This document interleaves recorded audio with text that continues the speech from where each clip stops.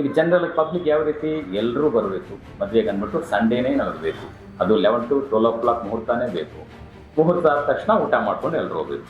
ಇದು ಈ concept correct ಅಲ್ಲ ಸರ್. ಬೇಸಿಕಲಿ ಆಸ್ಟ್ರಾಲಜಿ ಅಂದ್ರೆ ಏನು ಸರ್? ಸಿಂಪಲ್ ಟರ್ಮ್ಸ್ ಅಲ್ಲಿ ಇಟ್ಸ್ ಎ ಪ್ಲಾನೆಟ್ಸ್ ಮ್ಯಾಜಿಕ್ ಅಂತ ಸಿಂಪಲ್ ಆಗಿ ಸ್ಟೈಲಿಶ್ ಆಗಿ ಹೇಳ್ಬೋದು. ಪೇರೆಂಟ್ಸ್ಗೆ ನಾವು ಹೇಳ್ತೀವಿ ನೋಡಮ್ಮ ಈಗಲಿಂದ ಸ್ವಲ್ಪ ಎಜುಕೇಟ್ ಮಾಡಿ, ಮ್ಯಾರಿಟಲ್ ಲೈಫು ಡಿಸ್ಟರ್ಬೆನ್ಸಸ್ ಕಾಣಿಸ್ತಿದೆ, ಅದಕ್ಕೋಸ್ಕರ ಸ್ಟಾರ್ಟಿಂಗಿಂದ ಹುಷಾರಾಗಿ ಕೇರ್ಫುಲ್ ಆಗಿ ಸೆಲೆಕ್ಟ್ ಮಾಡ್ಕೋಬೇಕಾಗುತ್ತೆ.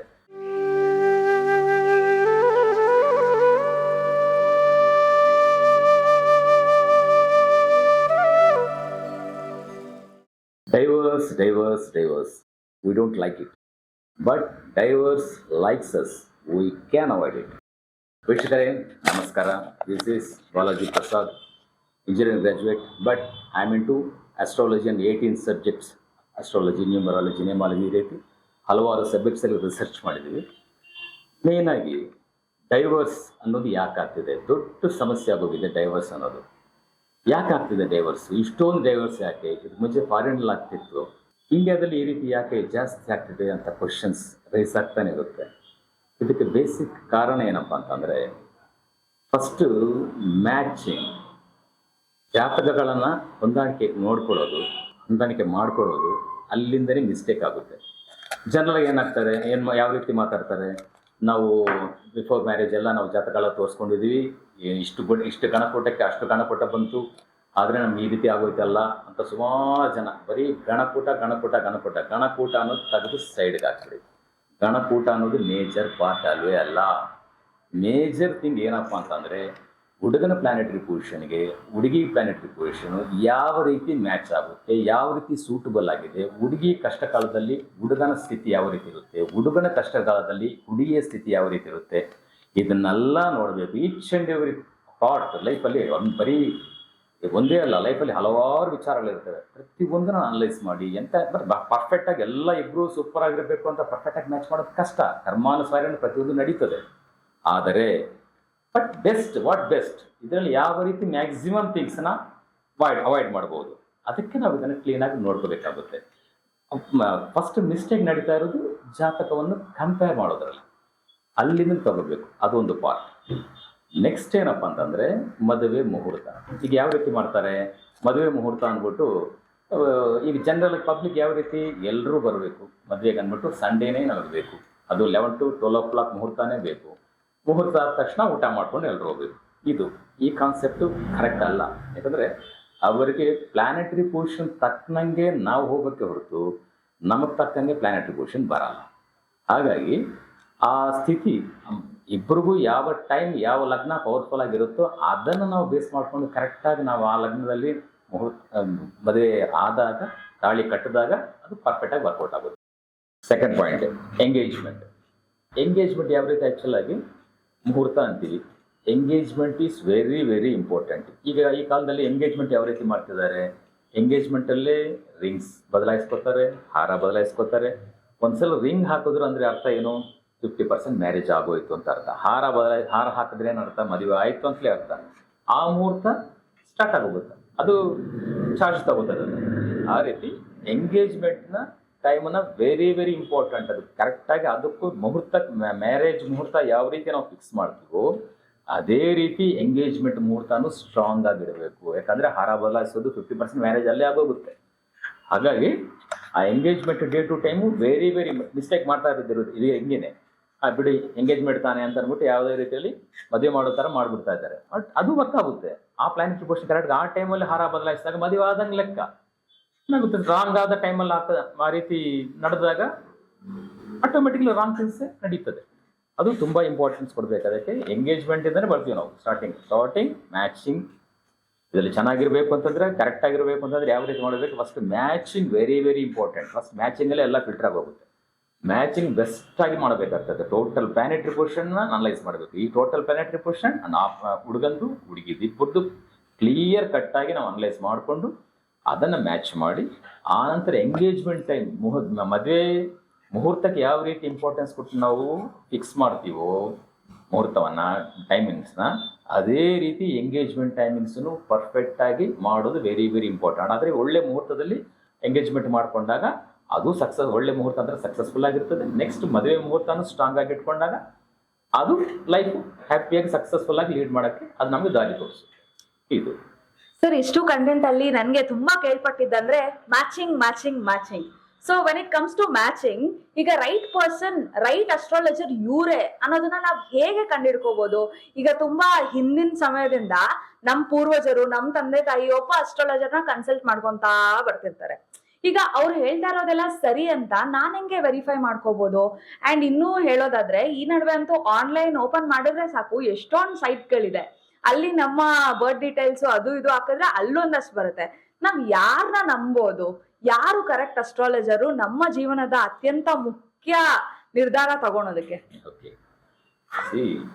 ನೀವು ಹೇಳಿದ್ರಿ ಈ ಥರ ಕಂಪ್ಯೂಟರ್ಲ್ಲಿ ಹಾಕಿದ್ರೆ ಮ್ಯಾಚಿಂಗ್ ಎಲ್ಲ ಬರುತ್ತೆ ಅಂದ್ಬಿಟ್ಟು. ಅದು ಕರೆಕ್ಟ್ ಅಲ್ಲ, ಖಂಡಿತ ಕರೆಕ್ಟ್ ಅಲ್ಲ. ಯಾಕಂದರೆ ಅದು ಏನು ಫೀಡ್ ಮಾಡಿರ್ತೀವೋ ನಾವು ಅದೇ ಅದು ಕೊಡುತ್ತೆ ಅದು. ಬಟ್ ಅದೇ ಎಲ್ಲ ಅಲ್ವಲ್ಲ. ಏನು ಈಗ ಏನಿದೆ ಗಣಕೂಟ ಅನ್ನೋದು ಅದನ್ನೇ ಮ್ಯಾಕ್ಸಿಮಮ್ ಫೀಡ್ ಮಾಡಿದಾಗ ಆ ಗಣಕೂಟ ಇಷ್ಟು ಬಂತು ಓಕೆ ಅಂತ ಅಂದರೆ ಕಂಪ್ಲೀಟ್ ರಾಂಗ್ ಆಗೋಗುತ್ತೆ. ಅದು ಕರೆಕ್ಟ್ ಅಲ್ಲ. ಈಗ ಅಸ್ಟ್ರಾಲಜಿಸ್ ಬಗ್ಗೆ ಮತ್ತೆ ಸುಮಾರು ಜನ ಒಳ್ಳೆ ಅಸ್ಟ್ರಾಲಜಿಸ್ಟ್ ಇದ್ದಾರೆ. ಬಟ್ ನೀವು ಒಂದ್ಸಲ ಚೆಕ್ ಮಾಡ್ಕೋಬೇಕು. ನಾವು ನಮ್ಮ ಲೈಫ್ ವಿಚಾರ ಆಗಿದೆ, ಅವ್ರು ಯಾವ ರೀತಿ ಆ ಪರ್ಸೆಂಟೇಜ್ ಆಫ್ ಸಕ್ಸಸ್ ಯಾವ ರೀತಿ ಇದೆ, ಎಷ್ಟು ಜನಕ್ಕೆಲ್ಲ ಸಕ್ಸಸ್ ಆಗಿದೆ ಅವ್ರ ಹತ್ರ ಹೋದ ಮೇಲೆ, ಇದೆಲ್ಲ ನಾವು ಸ್ವಲ್ಪ ಅದನ್ನು ವರ್ಕ್ ಮಾಡಬೇಕು ಅದಕ್ಕೆ. ಲೈಫಿನ ಲೈಫ್ ಪಾರ್ಟ್ನರ್ ಎಷ್ಟು ಇಂಪಾರ್ಟೆಂಟಾಗಿ ಸೆಲೆಕ್ಟ್ ಮಾಡ್ಕೊಳ್ತೀವೋ ಪ್ರತಿಯೊಂದು ಎಲ್ಲ ನೋಡ್ಕೊಂತಾನೆ ನಾವು ಸೆಲೆಕ್ಟ್ ಮಾಡ್ತೀವಿ. ಜನರಲ್ ಆಗಿ ನಾವು ಅರೇಂಜ್ಡ್ ಮ್ಯಾರೇಜಸ್ ಎಲ್ಲ ಈ ರೀತಿ ತಾನೇ ಮಾಡ್ತೀವಿ. ಆ ರೀತಿ ಇದ್ದಾಗ ಅದನ್ನು ಅಸ್ಟ್ರಾಲಜಿಸ್ಟು ಕರೆಕ್ಟಾಗಿ ಸೆಲೆಕ್ಟ್ ಮಾಡ್ಕೋಬೇಕು. ಯಾರು ಕರೆಕ್ಟ್ ಆಗಿರ್ತಾರೆ, ಯಾರ್ದು ಮ್ಯಾಕ್ಸಿಮಮ್ ಎಲ್ಲ ಮೌತ್ ಟು ಮೌತ್ ಪಬ್ಲಿಸಿಟಿ ಆಗೋಗುತ್ತಲ್ಲ, ಯಾರು ಚೆನ್ನಾಗಿ ಮಾಡ್ತಾರೆ, ಸಕ್ಸಸ್ಫುಲ್ ಆಗಿ ಯಾರು ಇದ್ದಾರೆ ಅಂದರೆ ಬರೀ ಸಕ್ಸಸ್ಫುಲ್ ಆಗಿರೋರು ಹತ್ರನೇ ಹೋಗಿ ಅಂತ ಆ ರೀತಿ ನಾನು ಹೇಳ್ತಾ ಇಲ್ಲ ನಾನು. The thing is you have to check it. ಎಲ್ಲರೂ ಇರ್ತಾರೆ, ಎಲ್ಲ ಮಾರ್ಕೆಟಲ್ಲಿ ಎಲ್ಲ ಥರದ ಜನನೂ ಇರ್ತಾರೆ. ಬಟ್ ಕೆಲವು ನಾಲೆಡ್ಜ್ ಇರುತ್ತೆ, ಕೆಲವು ನಾಲೆಡ್ಜ್ ಇರಲ್ಲ. ಕೆಲವು ಸುಮಾರು ಜನಕ್ಕೆ ಈ ರೀತಿಯೇ ಈ ರಾಂಗ್ ಆಗಿ ಡಿಸಿಷನ್ಸ್ ತೊಗೊಂಡು ಚಕ್ ಅಂತ ಎಲ್ಲೋ ಹೋಗ್ಬಿಟ್ಟು ಡಿಸಿಷನ್ ತಗೊಳ್ಳೋದು, ಓಕೆ ಅಂತ ಆಕ್ಸೆಪ್ಟ್ ಮಾಡ್ಕೊಂಡು ಬಂದ್ಬಿಡೋದು, ಈ ರೀತಿ ಎಲ್ಲ ಅಟ್ಲೀಸ್ಟ್ ನಿಮಗೆ ಗೊತ್ತಾಗುತ್ತೆ ಪ್ರತಿಯೊಬ್ಬರಿಗೂ. ಅದು ನಾವು ಹೇಳೋದು ಇದಕ್ಕೆ ಪರ್ಟಿಕ್ಯುಲರ್ಗೆ ವರ್ಕೌಟ್ ಮಾಡಲೇಬೇಕಾಗುತ್ತೆ. ವರ್ಕೌಟ್ ಮಾಡಲೇಬೇಕು. ಯಾಕಂದರೆ ಯಾರು ಹೆಂಗೆ ಏನು ಅನ್ನೋದು ನಾವು ನೋಡಿಕೊಂಡು ನಾವು ಹೋಗ್ಬೇಕಾಗುತ್ತೆ. ಸರ್, ಒನ್ ಟಿಪ್ ನೀವು ಹೇಳೋದಾದ್ರೆ, ಈಗ he is the right astrologer ಅಂತ ಹೆಂಗ್ ಗೊತ್ತಾಗ್ಬೋದು? ನಂಗೆ ಫಸ್ಟ್ ಇನ್ಸ್ಟಿಂಕ್ಟ್ ಅಲ್ಲಿ ಹೆಂಗ್ ಗೊತ್ತಾಗ್ಬೋದು? ಒಬ್ಬರು ಅಸ್ಟ್ರಾಲಜರ್ ಹೋಗ್ತೀರಿ, ನೀವು ಪ್ಲಾನೆಟ್ ನಿಮ್ಮ ಚಾರ್ಟ್ ಕೊಡ್ತೀರಿ, ನಿಮ್ಮ ಬರ್ತ್ ಚಾರ್ಟ್ ಕೊಡ್ತೀರಿ, ನೋಡಿದ ತಕ್ಷಣ ಫಸ್ಟ್ ಅವ್ರಿಗೆ ನಿಮ್ಗೇನು ಸಮಸ್ಯೆ ಅಂತ ಅವ್ರು ಹೇಳಬೇಕು, ನೀವು ಕೇಳೋದಲ್ಲ. ಓಕೆ, ನಿಮಗೇನು ಪ್ರಾಬ್ಲಮ್ ಇದೆ, ಎಲ್ಲೆಲ್ಲಿ ಪ್ರಾಬ್ಲಮ್ ಇದೆ ಅಂತ ಫಸ್ಟ್ ಅವ್ರು ಹೇಳಬೇಕು. ನೀವೆಲ್ಲ ಕೇಳಿ ಆಮೇಲೆ ಇದು ಹಿಂಗೆ, ಇದರಿಂದ ಹಿಂಗಾಯ್ತು, ಅದರಿಂದ ಹಂಗಾಯ್ತು ಅನ್ನೋದಲ್ಲ. ನಿಮ್ಮ ಚಾರ್ಟ್ ಮುಂದೆ ಇದ್ದ ತಕ್ಷಣ ನೀವು ಇದಾಯ್ತಾ ಅವ್ರು ಕೇಳಬೇಕು. ಓಕೆ, ನಾವು ಹೋದ ತಕ್ಷಣ ನಾವು ಸೈಲೆಂಟ್ ಆಗಿರ್ಬೇಕು. ನಮ್ಮ ಪ್ರಾಬ್ಲಮ್ಸ್ ಎಲ್ಲ ಅವ್ರು ಯಾವಾಗ ಹೇಳ್ತಾರೋ ಈ ಪ್ರಾಬ್ಲಮ್ ಇದೆ ಅಂತ ಕರೆಕ್ಟ್ ಆಗಿ ಅವ್ರು ಹೇಳಿದಾಗ ಅಲ್ಲಿ ನಿಮ್ಗೆ ಅರ್ಥ ಆಗೋಗುತ್ತೆ. ಅಂತವ್ರನ್ನ ನಾವು ಅವ್ರು ಹೇಳಿ ಅವ್ರ ಹತ್ರ ಅಂತ ಕೆಲವು ರೆಫರ್ ಮಾಡ್ಬೋದು, ರೆಫರೆನ್ಸಸ್ ಸಿಗ್ಬೋದು ನಿಮ್ಗೆ. ಆದ್ರೆ ನೀವು ಪರ್ಸನಲ್ ಆಗಿ ಹೋದಾಗ, ನೀವು ಅವ್ರ ಮುಂದೆ ಕೂತ್ಕೊಂಡಾಗ, ನಿಮ್ಮ ಚಾರ್ಟ್ ಇಟ್ಟಾಗ ನೀವು ಫಸ್ಟ್ ಆಫ್ ಆಲ್ ಅವರೇ ಈ ರೀತಿ ಸಮಸ್ಯೆ ಇದೆ, ಇದು ಹಿಂಗಾಯ್ತಾ ಅಂತ ಅವರೇ ಕೇಳಿದಾಗ ಆಟೋಮೆಟಿಕ್ಲಿ ಎಲ್ಲ ನಿಮ್ಗೆ ಓಕೆ, ಅವ್ರು ಹೇಳಿದ್ದಲ್ಲೇ ನಿಮ್ಗೆ ಪರ್ಫೆಕ್ಟ್ ಆಗಿ ಇದೆ ಅಂತ ಅನಿಸಿದಾಗ ನೀವು ನಂಬಲೇಬೇಕಾಗುತ್ತಲ್ಲ. ಓಕೆ, ಈ ರೀತಿ ಸೆಲೆಕ್ಟ್ ಮಾಡ್ಕೋಬಹುದು ನೀವು. ಈ ತರ ಒಂದು ಸಿಂಪಲ್ ಟಿಪ್ ನ ಫಾಲೋ ಮಾಡಬಹುದು. ಸಿಂಪಲ್ ಟಿಪ್ ಇಟ್ಕೊಂಡಾಗ ಅವರೇ ಫಸ್ಟ್ ಅವ್ರು ಹೇಳಬೇಕು, ಇದಾಯ್ತಾ ನಿನಗೆ, ಈ ಸಂದರ್ಭ ಹಿಂಗಾಯ್ತಾ, ಈ ಪರಿಸ್ಥಿತಿ ಹಿಂಗಾಯ್ತಾ ನಿನಗೆ, ಇದೆಲ್ಲ ಫಸ್ಟ್ ಈ ರೀತಿ ಅವರು ಫಸ್ಟ್ ಮುಚ್ಚಿತ ಕರೆಕ್ಟಾಗಿ ಹೇಳ್ಬಿಟ್ರೆ ನಿಮ್ಗೆ ಅದು ಅರ್ಥ ಆಗೋಗುತ್ತಲ್ಲ. ಓಕೆ ಸರ್, ಬೇಸಿಕಲಿ ಆಸ್ಟ್ರಾಲಜಿ ಅಂದ್ರೆ ಏನು ಸರ್? ಸಿಂಪಲ್ ಟರ್ಮ್ಸ್ ಅಲ್ಲಿ ಇಟ್ಸ್ ಎ ಪ್ಲಾನೆಟ್ಸ್ ಮ್ಯಾಜಿಕ್ ಅಂತ ಸಿಂಪಲ್ ಆಗಿ ಸ್ಟೈಲಿಶ್ ಆಗಿ ಹೇಳ್ಬೋದು. ಬಟ್ ಅಂದ್ರೆ ಎಲ್ಲಾ ಗ್ರಹಗಳ ಪ್ರಭಾವ ಅದು. ಅದಕ್ಕಿಂತ ನೆಕ್ಸ್ಟ್ ಏನು, ಕರ್ಮಾನುಸಾರೇಣ ಗ್ರಹಗಳು ನಮಗೆ ನಮ್ಮ ಯಾವ ಕರ್ಮಗಳು ಮಾಡ್ಕೊಂಡ್ ಬಂದಿರ್ತೀವೋ ಅದ್ ತಕ್ಕಂಗಾನೆ ನಾವು ಹುಡ್ತೀವಿ. ಸರ್, ಈಗ ಮ್ಯಾಚಿಂಗ್ಸ್ ಬಗ್ಗೆ ಎಲ್ಲ ನಾವು ತಿಳ್ಕೊಂಡ್ರಿ, ಯಾರು ಒಬ್ಬ ಆಪ್ಟ್ ಅಸ್ಟ್ರಾಲಜರ್ ಅಂತ. ಈಗ ಎಷ್ಟೊಂದು ಕೇಸಲ್ಲಿ ಲವ್ ಮ್ಯಾರೇಜಸ್ ಒಂದು ಈ ನಡುವೆ ಅಂತೂ ತುಂಬಾ ಫೇಮಸ್ ಆಗಿದೆ. ಸೊ ಲವ್ ಮ್ಯಾರೇಜ್ ಆಗೋ ಟೈಮಲ್ಲಿ ಈಗ ಹೆಂಗೆ ಅಸ್ಟ್ರಾಲಜಿ ಅಥವಾ ಮ್ಯಾಚಿಂಗ್ ಇದೆಲ್ಲ ಪಿಕ್ಚರ್ ಅಲ್ಲಿ ಬರುತ್ತೆ ಸರ್? ಜನರಲ್ ಆಗಿ ಸ್ಟಾರ್ಟಿಂಗ್ ಅಲ್ಲಿ ಪೇರೆಂಟ್ಸು ಎಜುಕೇಶನ್ ಪೀರಿಯಡ್ ಅಲ್ಲಿ ನಮ್ಮ ಹತ್ರ ಬಂದಾಗ ಆ ಜಾತಕಗಳು ನೋಡಿ ಫಸ್ಟ್ ಹೇಳ್ಬಿಡ್ತೀವಿ ನಾವು. ಇನ್ ಜನರಲ್ ಇದು ಲವ್ ಮ್ಯಾರೇಜ್ ಆಗುವಂಥ ಜಾತಕ, ಇದು ಎಜುಕೇಟ್ ಮಾಡಿ. ಅಂದರೆ ಆ ಜಾತಕದಲ್ಲಿ ಮುಚ್ಚಿತವಾಗಿ ಗೊತ್ತಾಗುತ್ತೆ, ಲೈಫ್ ಪಾರ್ಟ್ನರ್ ಒಳ್ಳೆಯವರು ಸಿಗ್ತಾರಾ, ರಾಂಗಾಗಿ ಸಿಗ್ತಾರಾ, ಅದೆಲ್ಲ ಮುಚ್ಚಿತವಾಗಿ ಗೊತ್ತಾಗುತ್ತೆ. ಅವಾಗ ಏನಾಗ್ತದೆ, ನಾವು ಪೇರೆಂಟ್ಸ್ಗೆ ನಾವು ಹೇಳ್ತೀವಿ, ನೋಡಮ್ಮ ಈಗಲಿಂದ ಸ್ವಲ್ಪ ಎಜುಕೇಟ್ ಮಾಡಿ, ಮ್ಯಾರಿಟಲ್ ಲೈಫು ಡಿಸ್ಟರ್ಬೆನ್ಸಸ್ ಕಾಣಿಸ್ತಿದೆ, ಅದಕ್ಕೋಸ್ಕರ ಸ್ಟಾರ್ಟಿಂಗಿಂದ ಹುಷಾರಾಗಿ ಕೇರ್ಫುಲ್ ಆಗಿ ಸೆಲೆಕ್ಟ್ ಮಾಡ್ಕೋಬೇಕಾಗುತ್ತೆ. ಇದನ್ನ ಅವರು ಎಜುಕೇಟ್ ಮಾಡ್ತಾ ಬನ್ನಿ, ಕಣ್ಮುಚ್ಕೊಂಡು, ಯಾಕಂದ್ರೆ ಏನು ಹೇಳಿಲ್ಲ ಅಂದ್ರೆ ಅವ್ರ ಇಷ್ಟದಂತ ಇರ್ತಾರೆ. ಒಂದು ಸಲ ನಾವು ವಿಚಾರಗಳನ್ನ ನಾವು ತಿಳಿಸಿದ ಮೇಲೆ ಹೀಗಿದೆ ಅಂತ ಹೇಳ್ತಿದ್ದಾರಮ್ಮ, ಕೇರ್ಫುಲ್ ಆಗಿರಿ ಅಂತ ಅಂದಾಗ ಅವರು ಸ್ವಲ್ಪ ಎಚ್ಚರಿಕೆಯಿಂದ ಇರ್ತಾರೆ, ಹುಷಾರಾಗಿರ್ತಾರೆ. ಆವಾಗ ನಾವು ಕರೆಕ್ಟ್ ಟ್ರ್ಯಾಕ್ ಅಲ್ಲಿ ಇರ್ತಾರೆ ಅವರು. ಅವಾಗ ಮುಂಚಿತ ಲವ್ ಮಾಡೋಕೆ ಮುಂಚೆ ಯೋಚನೆ ಮಾಡ್ತಾರೆ, ನಾವು ಬೆಟರ್ ಪರ್ಸನ್ ನೋಡ್ತಾ ಇದೀವ ಏನು, ಅದಕ್ಕೆ ಯಾವ ರೀತಿ ಅನ್ನೋದು ಆ ರೀತಿ ನೆಕ್ಸ್ಟ್ ಆ ಸಿಚುವೇಶನ್ ತಕ್ಕನಂಗೆ ಅವರು ಯೋಚನೆ ಮಾಡೋಕ್ಕೆ ಹೊರಡ್ತಾರೆ. ಅವಾಗ ಇದನ್ನ ಅವಾಯ್ಡ್ ಮಾಡಿ ಮ್ಯಾಕ್ಸಿಮಮ್ ಇದು ಅವಾಯ್ಡ್ ಆಗುತ್ತೆ. ತೊಂದ್ರೆ ಆದಾಗೂ ಅವಾಯ್ಡ್ ಮಾಡ್ಕೊಳ್ಳೋ ಅಂತ ಇದೂನು ರೆಮಿಡೀಸು ಇರುತ್ತೆ ಅಲ್ವಾ ಸರ್? ಚೆನ್ನಾಗಿ ರೆಮಿಡೀಸ್ ಆಕ್ಚುಲಾಗಿ ಸುಮಾರು ಸ್ಟಾರ್ಟಿಂಗ್ಗೆ ಬಿಫೋರ್ ನಾವು ಮದುವೆ ಅಂತ ಬಂದಾಗ ಟಾಪಿಕ್ ಬರೋಕ್ಕೆ ಮುಂಚಿತವಾಗ್ಲೇ ನಾವು ಸ್ಟಾರ್ಟಿಂಗ್ ಬಂದಾಗ ಈ ರಾಂಗ್ ಆಗಿ ಈ ಥರ ರಾಂಗ್ ಡಿಸಿಷನ್ ತಗೊಳ್ಳೋಕೆ ಚಾನ್ಸಸ್ ಇರುತ್ತೆ, ರಾಂಗ್ ಪರ್ಸನ್ ಸೆಲೆಕ್ಟ್ ಮಾಡ್ಕೊಳ್ಳೋಕೆ ಚಾನ್ಸಸ್ ಇರುತ್ತೆ ಅಂತ ನಮ್ಗೆ ಗೊತ್ತಾದಾಗ ಅದಕ್ಕೆ ಕೆಲವೊಂದು ಟೆಕ್ನಿಕ್ಸ್ ಇದೆ, ಕೆಲವೊಂದು ರೆಮಿಡೀಸ್ ಇದೆ. ರೆಮಿಡೀಸ್ ಇನ್ ದ ಸೆನ್ಸ್ ಅದೊಂದು ಡಿಫ್ರೆಂಟ್ ವಿಧಾನಗಳವು. ಆ ಪ್ರಕಾರ ನಾವು ಅದನ್ನು ಕರೆಕ್ಟಾಗಿ ಅದು ಮಾಡ್ಕೊಂಡು ಬಂದಾಗ ಅದನ್ನ ಅವಾಯ್ಡ್ ಆಗುತ್ತೆ. ಒಳ್ಳೆ ಪರ್ಸನ್ ಲೈಫ್ ಪಾರ್ಟ್ನರ್ ಸಿಗೋಕ್ಕೆ ಯಾವ ರೀತಿ ಮಾಡ್ಕೋಬೇಕು ಅದಕ್ಕೂ ದಾರಿ ಇದೆ. ನೆಕ್ಸ್ಟ್ ರಾಂಗ್ ಪರ್ಸನ್ಸ್ನ ಅವಾಯ್ಡ್ ಮಾಡೋದು ಹೇಗೆ ಅಂತ ಅದಕ್ಕೂ ದಾರಿ ಇದೆ. ಪ್ರತಿಯೊಂದಕ್ಕೂ ಆಲ್ಮೋಸ್ಟ್ ಎಲ್ಲದಕ್ಕೂ ನಮ್ಮ ಋಷಿ ಮುನಿಗಳ ಪರಂಪರೆಗಳಿಂದ ನಮ್ಗೆ ಎಷ್ಟೋ ವಿದ್ಯೆಗಳು ಬಂದಿದೆ ನಮಗೆ. ಅದಕ್ಕೆ ಬರೀ ಒಂದೇ ಸಬ್ಜೆಕ್ಟ್ ಅಂತಲ್ಲ, ಹಲವಾರು ಸಬ್ಜೆಕ್ಟ್ಗಳಲ್ಲಿ ಹಲವಾರು ಸೊಲ್ಯೂಷನ್ಸ್ ನಾವು ತಗೋಬಹುದು. ಪ್ರತಿಯೊಂದು ಸಮಸ್ಯೆಗೆ ಅಸ್ಟ್ರಾಲಜಿ ಏನು ಹೇಳುತ್ತೆ, ಇದು ಹಿಂಗಿದೆ ಅಂತ ಹೇಳುತ್ತೆ. ಅದಕ್ಕೆ ಸೊಲ್ಯೂಷನ್ ಯಾವ ರೀತಿ ಅಂತ ಬಂದಾಗ we can use different multiple subjects. ಅದರಲ್ಲಿ ಫಸ್ಟ್ ಆಫ್ ಆಲ್ ಮಕ್ಕಳಿಗೆ ಹೆಸರು ಇರ್ತೀವಲ್ಲ, ನೇಮಾಲಜಿ ಅಂತೀವಿ. ನ್ಯೂಮರಾಲಜಿ ಪ್ರಕಾರ ಹೆಸರು ಇರ್ತೀವಿ ಅಂತಂದ್ರೆ ಹೆಸರು ಯಾಕೆ ಹೆಸರು ಹಂಗೆ ಇಡಬೇಕಾ ಅಂತಂದ್ರೆ ನಮ್ಗೆ ಏನೆಲ್ಲ ನಮ್ಗೆ ಭಗವಂತನ ಕೃಪೆಯಿಂದ ನಮ್ಗೆ ಎಲ್ಲ ಸಬ್ಜೆಕ್ಟ್ಗಳು ಸಿಕ್ಕಿದೆಯೋ ನೇಚರಿಂದ ಸಿಕ್ಕಿರುವಂಥದ್ದವಲ್ಲ. ಅವಾಗ ನಾವು ರಿಸರ್ಚ್ ಮಾಡ್ತಾ ಇದ್ದಾಗ ಈ ರೀತಿ ವೈಬ್ರೇಷನ್ ಇದ್ದಾಗ ಮಕ್ಕಳು ಹಿಂಗಿರ್ತಾರಾ, ಈ ರೀತಿ ಇದ್ದಾಗ ಈ ರೀತಿ ಸಮಸ್ಯೆಗಳನ್ನ ಫೇಸ್ ಮಾಡ್ತಾರ ಅಂತ ಅಂದ್ಬಿಟ್ಟು ಅದು ಅನಾಲಿಸಿಸ್ ಅಲ್ಲಿ ಗೊತ್ತಾಗೋಗುತ್ತೆ ನಮ್ಗೆ. ಆ ರೀತಿ ರಿಸರ್ಚ್ ಮಾಡ್ತಾ ಬಂದಿರ್ತೀವಿ. ಅವಾಗ ಏನ್ ಮಾಡ್ತೀವಿ, ಆ ಪ್ಲಾನೆಟರಿ ಪೊಸಿಷನ್ ನೋಡ್ಕೊಂಡು ಈ ಮಗುವಿಗೆ ಯಾವ ರೀತಿ ನೇಮ್ ಕೊಡಬೇಕು ಅಂತ ಅಲ್ಲಿಂದ ಸ್ಟಾರ್ಟ್ ಮಾಡ್ತೀವಿ. ಮ್ಯಾಕ್ಸಿಮಮ್ ಅದರ ನೆಗೆಟಿವಿಟೀಸ್ ಅವಾಯ್ಡ್ ಮಾಡಕ್ಕೆ ಏನೆಲ್ಲ ಪ್ರಯತ್ನ ಪಡ್ಬೋದು, ಏನೆಲ್ಲ ಸಬ್ಜೆಕ್ಟ್ಸ್ ಯೂಸ್ ಮಾಡ್ಕೋಬಹುದು, ಎಲ್ಲ ಯೂಸ್ ಮಾಡ್ಕೋತೀವಿ. ನೇಚರ್ ಅಂತ ಸಿಕ್ತಿದೆ, ಯಾಕೆ ಬಳಸ್ಕೋಬಾರದು ಅದು? ಸರ್, ಇನ್ನೊಂದು ಕ್ವಶನ್ ಏನಂದ್ರೆ ಜೀವನಾಭಿವೃದ್ಧಿಗೆ ಅಸ್ಟ್ರಾಲಜಿ ತುಂಬಾ ಇಂಪಾರ್ಟೆಂಟ್ ಸಬ್ಜೆಕ್ಟ್ ಆಕ್ಚುಲಿ ಹೇಳ್ಬೇಕಂದ್ರೆ. ಬಟ್ ಆದ್ರೆ ಯಾಕೆ ನಾವು ತುಂಬಾ ಹಿಂದಿನಿಂದಾನೇ ಇದನ್ನ ತಿಳ್ಕೊತಾ ಇಲ್ಲ? ನಮ್ಮ ಎಜುಕೇಶನ್ ಸಿಸ್ಟಮ್ ಅಲ್ಲೂ ಅಸ್ಟ್ರಾಲಜಿ ಅನ್ನೋದು ಎಲ್ಲೆಲ್ಲೂ ಇಲ್ಲ. ತುಂಬಾ ಲೇಟ್ ಆಗಿ ನಾವು ಅಸ್ಟ್ರಾಲಜಿ ಬಗ್ಗೆ ತಿಳ್ಕೊತಾ ಇದ್ದೀರಿ. ಆದ್ರೆ ಅದು ನಮ್ಮ ತುಂಬಾ ಹಿಂದಿನ ಕಾಲದಿಂದನೂ ನಮ್ಮ ಸನಾತನ ಧರ್ಮದಲ್ಲಿ ಫಾಲೋ ಮಾಡ್ತಿದ್ರು. ಬಟ್ ಈಗ ಕಮ್ಮಿ ಆಗ್ಬಿಟ್ಟಿದೆ. ಬಟ್ ಆದ್ರೆ ಇದು ತುಂಬಾ ಇಂಪಾರ್ಟೆಂಟು, ತುಂಬಾ ವೈಟಲ್ಲು. ಮತ್ತೆ ನಾವ್ ಹೇಗೆ ಕಲ್ತ್ಕೋಬಹುದು? ಅಥವಾ ನಾವು ಎಲ್ಲ ಈಗ ಈ ಪ್ರಪಂಚದಲ್ಲಿ ಇರುವಂತ ಡಿಫ್ರೆಂಟ್ ಫೀಲ್ಡ್ಸ್ ಅಲ್ಲಿ ಗಮನ ಹರಿಸ್ತೀವಿ. ಇದು ಚೆನ್ನಾಗಿದೆ, ಅದು ಚೆನ್ನಾಗಿದೆ, ಇಷ್ಟದಂತ ಎಲ್ಲ ಹೋಗ್ತಾ ಇರುತ್ತೆ. ಅದೇ ರೀತಿ ಈ ಕಡೆ ಯಾಕೆ ತಿರುಗಿ ನೋಡಬಾರದು? ಏನೋ ಇದೆಯಲ್ಲ ಅಸ್ಟ್ರಾಲಜಿ ಹೇಳ್ತಾ, ಏನಿದೆ ಅದರಲ್ಲಿ ಒಂಚೂರು ನೋಡೋಣ ಅಂತಂದ್ಬಿಟ್ಟು ಈ ಕಡೆ ತಿರುಗಿ ನೋಡಿದಾಗ ಅದರ ಫ್ಯಾಕ್ಟ್ಸ್ ಗೊತ್ತಾಗೋಗುತ್ತೆ, ಎಷ್ಟು ಯೂಸ್ಫುಲ್ ಲೈಫ್ಗೆ ಇದು ಅಂತ ಗೊತ್ತಾಗುತ್ತೆ. ಸರಿ ಸರ್, ಹಾಗಾದ್ರೆ ಒಬ್ಬ ಮನುಷ್ಯ ಒಂದು 3 ತಿಂಗಳಿಗೆ ಅಥವಾ 6 ತಿಂಗಳಿಗೊಮ್ಮೆ ಕನ್ಸಲ್ಟ್ ಮಾಡ್ತಾ ಇರ್ಬೇಕಾಗುತ್ತಾ ಒಬ್ಬ ಆಸ್ಟ್ರಾಲಜರ್ನ? ಹೇಗೆ? ಹಾಗಂತ ಅಲ್ಲ, ವೆರಿ ಫ್ರೀಕ್ವೆಂಟ್ ಆಗಿ ನಾನು ಹೇಳೋದೇನಪ್ಪ ಅಂತಂದ್ರೆ, ಎಲ್ಲ ಏಟುಗಳು ತಿಂದು ಬಿದ್ದೋಗಿ ಹಾಳಾಗಿ ಆ ಟೈಮಲ್ಲಿ ಬರೋದಕ್ಕಿಂತ ಚೆನ್ನಾಗಿದ್ದಾಗಲೇ ಬರಬೇಕು ಅಂತೀನಿ ನಾನು. ಚೆನ್ನಾಗಿದ್ದಾಗಲೇ ಬಂದಾಗ ಯಾವ ಟೈಮ್ ನೆಗೆಟಿವ್ ಇದೆ, ಯಾವ ಟೈಮ್ ರಾಂಗ್ ಇದೆ ಮುಂಚಿತವಾಗಿ ಹೇಳ್ಬಿಡ್ತೀವಲ್ಲ ನಾವು, ಈ ಟೈಮಲ್ಲಿ ಹುಷಾರಾಗಿರಪ್ಪ. ಆ್ಯಕ್ಚುಲಾಗಿ ಯಾವಾಗಲೂ ದೊಡ್ಡ ಇನ್ವೆಸ್ಟ್ಮೆಂಟ್ಸ್ ಮಾಡೋರೆಲ್ಲ ಇರ್ತಾರೆ. ದೊಡ್ಡ ಇನ್ವೆಸ್ಟ್ಮೆಂಟ್ ಮಾಡೋರು ಯಾವ ರೀತಿ ಎಷ್ಟು ರಾಂಗ್, ಎಷ್ಟು ಮಿಸ್ಟೇಕ್ ತಪ್ಪು ಮಾಡ್ತಾರೆ ಅಂತಂದರೆ, ಈ ಪ್ಲಾನೆಟರಿ ಪೊಸಿಷನ್ ಯಾವ ರೀತಿ ಇರುತ್ತೆ ಅಂತಂದರೆ, ಸಮಯ ಕೆಟ್ಟಿದ್ದಾಗ್ಲೂ ಸಿಕ್ಕಾಪಟ್ಟೆ ಹಣ ನಾವು ಇನ್ವೆಸ್ಟ್ ಮಾಡಿ ಏನೋ ದೊಡ್ಡ ಬಿಸ್ನೆಸ್ ಮಾಡೋಣ ಅನ್ನೋ ಥರ ಬಂದ್ಬಿಡ್ತದೆ. ಓಕೆ. ಯಾಕಂದರೆ ಅವನು ಮುಳುಗಿಸ್ಬೇಕು ಅಂದರೆ ಅವ್ನು ಖರ್ಚು ಮಾಡಬೇಕು, ಅವ್ನು ಜೋಗಿ ಖಾಲಿ ಮಾಡಿಸ್ಬೇಕು. ಅವಾಗ ಏನಾಗ್ತದೆ, ಟೆಂಪ್ಟ್ ಆಗ್ಬಿಡ್ತಾನೆ. ಇವ್ರು ಹೇಳಿದೆಲ್ಲ ಕೇಳ್ಕೊಂಡು ರೈಟ್ ಹಾಕ್ಬಿಡ ಅನ್ಬಿಟ್ಟು, ಇಷ್ಟು ಬರುತ್ತೆ ಅಷ್ಟು ಬಂದ್ಬಿಡುತ್ತೆ ಅಂದ್ಬಿಟ್ಟು ದುಡ್ಡು ಹಾಕ್ತಾರೆ, ಕಳ್ಕೊಂಡು ಬೀದಿಗೆ ಬರ್ತಾರೆ. ಈ ರೀತಿ ಸುಮಾರು ಜನಕ್ಕಾಗಿದೆ. ಬಿಫೋರ್ ಎನಿ ಇನ್ವೆಸ್ಟ್ಮೆಂಟ್, ಯಾವುದೇ ಬಿಸ್ನೆಸ್ ಏನೇ ಮಾಡೋಕ್ಕೂ ಹೊರಟು ಸರಿ ಮುಂಚಿತವಾಗಿ ಫಸ್ಟ್ ನಮ್ಮ ಸ್ಥಿತಿ ಹೇಗಿದೆ. ಕೆಟ್ಟ ಟೈಮ್ ಬಂದಾಗ್ಲೂ ಈ ರೀತಿ ಒಳ್ಳೆ ಚಾನ್ಸಸ್ ಬರುತ್ತೆ ನಮಗೆ. ಯಾಕಂದ್ರೆ ಒಳ್ಳೆ ಚಾನ್ಸಸ್ ಒಳ್ಳೇದಲ್ಲ, ಇದು ಮುಳುಗ್ಸಕ್ಕೆ. ಇಷ್ಟು ಕೋಟಿ ಬರುತ್ತೆ, ಅಷ್ಟು ಕೋಟಿ ಬರುತ್ತೆ, ಇಷ್ಟು ಸಂಪಾದನೆ ಮಾಡ್ಬೋದು, ಅಷ್ಟು ಸಂಪಾದನೆ ಮಾಡ್ಬೋದು ಅಂತವರೇ ಆ ಟೈಮ್ ಬಂದು ಕನೆಕ್ಟ್ ಆಗ್ತಾರೆ. ನಮ್ಮ ಕರ್ಮ ಪ್ರಬಲವಾಗಿದ್ದಾಗ ಆ ಸಮಯದಲ್ಲಿ ಅವನು ದುಡ್ಡು ಬಿಡಬೇಕು, ಅವನು ಜೇಬ್ ಖಾಲಿ ಆಗಬೇಕು, ಕಂಪ್ಲೀಟ್ ಬೀದಿಗೆ ಬರಬೇಕು. ಆ ಒಂದು ಸ್ಥಿತಿ ಇರೋದ್ರಿಂದ ಆಟೋಮೆಟಿಕ್ ಆಗಿ ಅವ್ನು ಕರೆಕ್ಟಾಗಿ ಅದ್ರ ಟೈಮ್ ಹೋಗ್ತಾನೆ, ಆ ರೂಟ್ಗೆ ಹೋಗ್ತಾನೆ, ಕಂಪ್ಲೀಟ್ ಎಲ್ಲ ಕಳ್ಕೊತಾನೆ. ಪ್ರತಿಯೊಂದು ಫ್ರೀಕ್ವೆಂಟ್ಲಿ ನಾವು ಅವಾಗ ನೋಡ್ಕೊಳ್ತಾ ಇರೋದು ಸೇಫ್. ನಾವು ಪ್ರತಿಯೊಂದು ದಿವಸ ಏನಂತ ಒಂದು ಕನ್ಸಲ್ಟೇಷನ್ಗೆ ಏನಾಗೋಗುತ್ತೆ, ಮುಚಿತ ಒಂದು ಕನ್ಸಲ್ಟ್ ಎಷ್ಟಷ್ಟು ಯಾವ್ಯಾವುದಕ್ಕೂ ಕನ್ಸಲ್ಟೇಷನ್ ಅಂತೀವಿ. ಬಿಫೋರ್ ಎನಿ ವರ್ಕ್ ಯಾವುದೇ ಕೆಲಸ ಮಾಡಬೇಕು ಅಂದ್ರೆ ಸರಿ, ಅಥವಾ ಮದುವೆ, ಪ್ರತಿಯೊಂದು ಈವನ್ ಎಜುಕೇಷನ್ಗೂ ಅಷ್ಟೇ. ಮಕ್ಕಳ ಎಜುಕೇಷನ್ ಪಾರ್ಟ್ ಅಂತ ಬಂದಾಗ ಏನಾಗ್ತದೆ ಅಂತಂದ್ರೆ ಅವನಿಗೆ ಯಾವ ಫೀಲ್ಡ್ ಹೋದ್ರೆ ಬೆಟರ್ ಆಗಿರುತ್ತೆ ಅಂತ ನಾವು ಮುಂಚಿತವಾಗಿ ಡಿಸೈಡ್ ಮಾಡಿ ಹೇಳ್ಬೋದು. ಈ ರೂಟ್ ಇವನು ಸೂಪರ್ ಅಸೆಸ್ ಮಾಡ್ಬೋದು ಅಂತೀರಾ? ಖಂಡಿತ.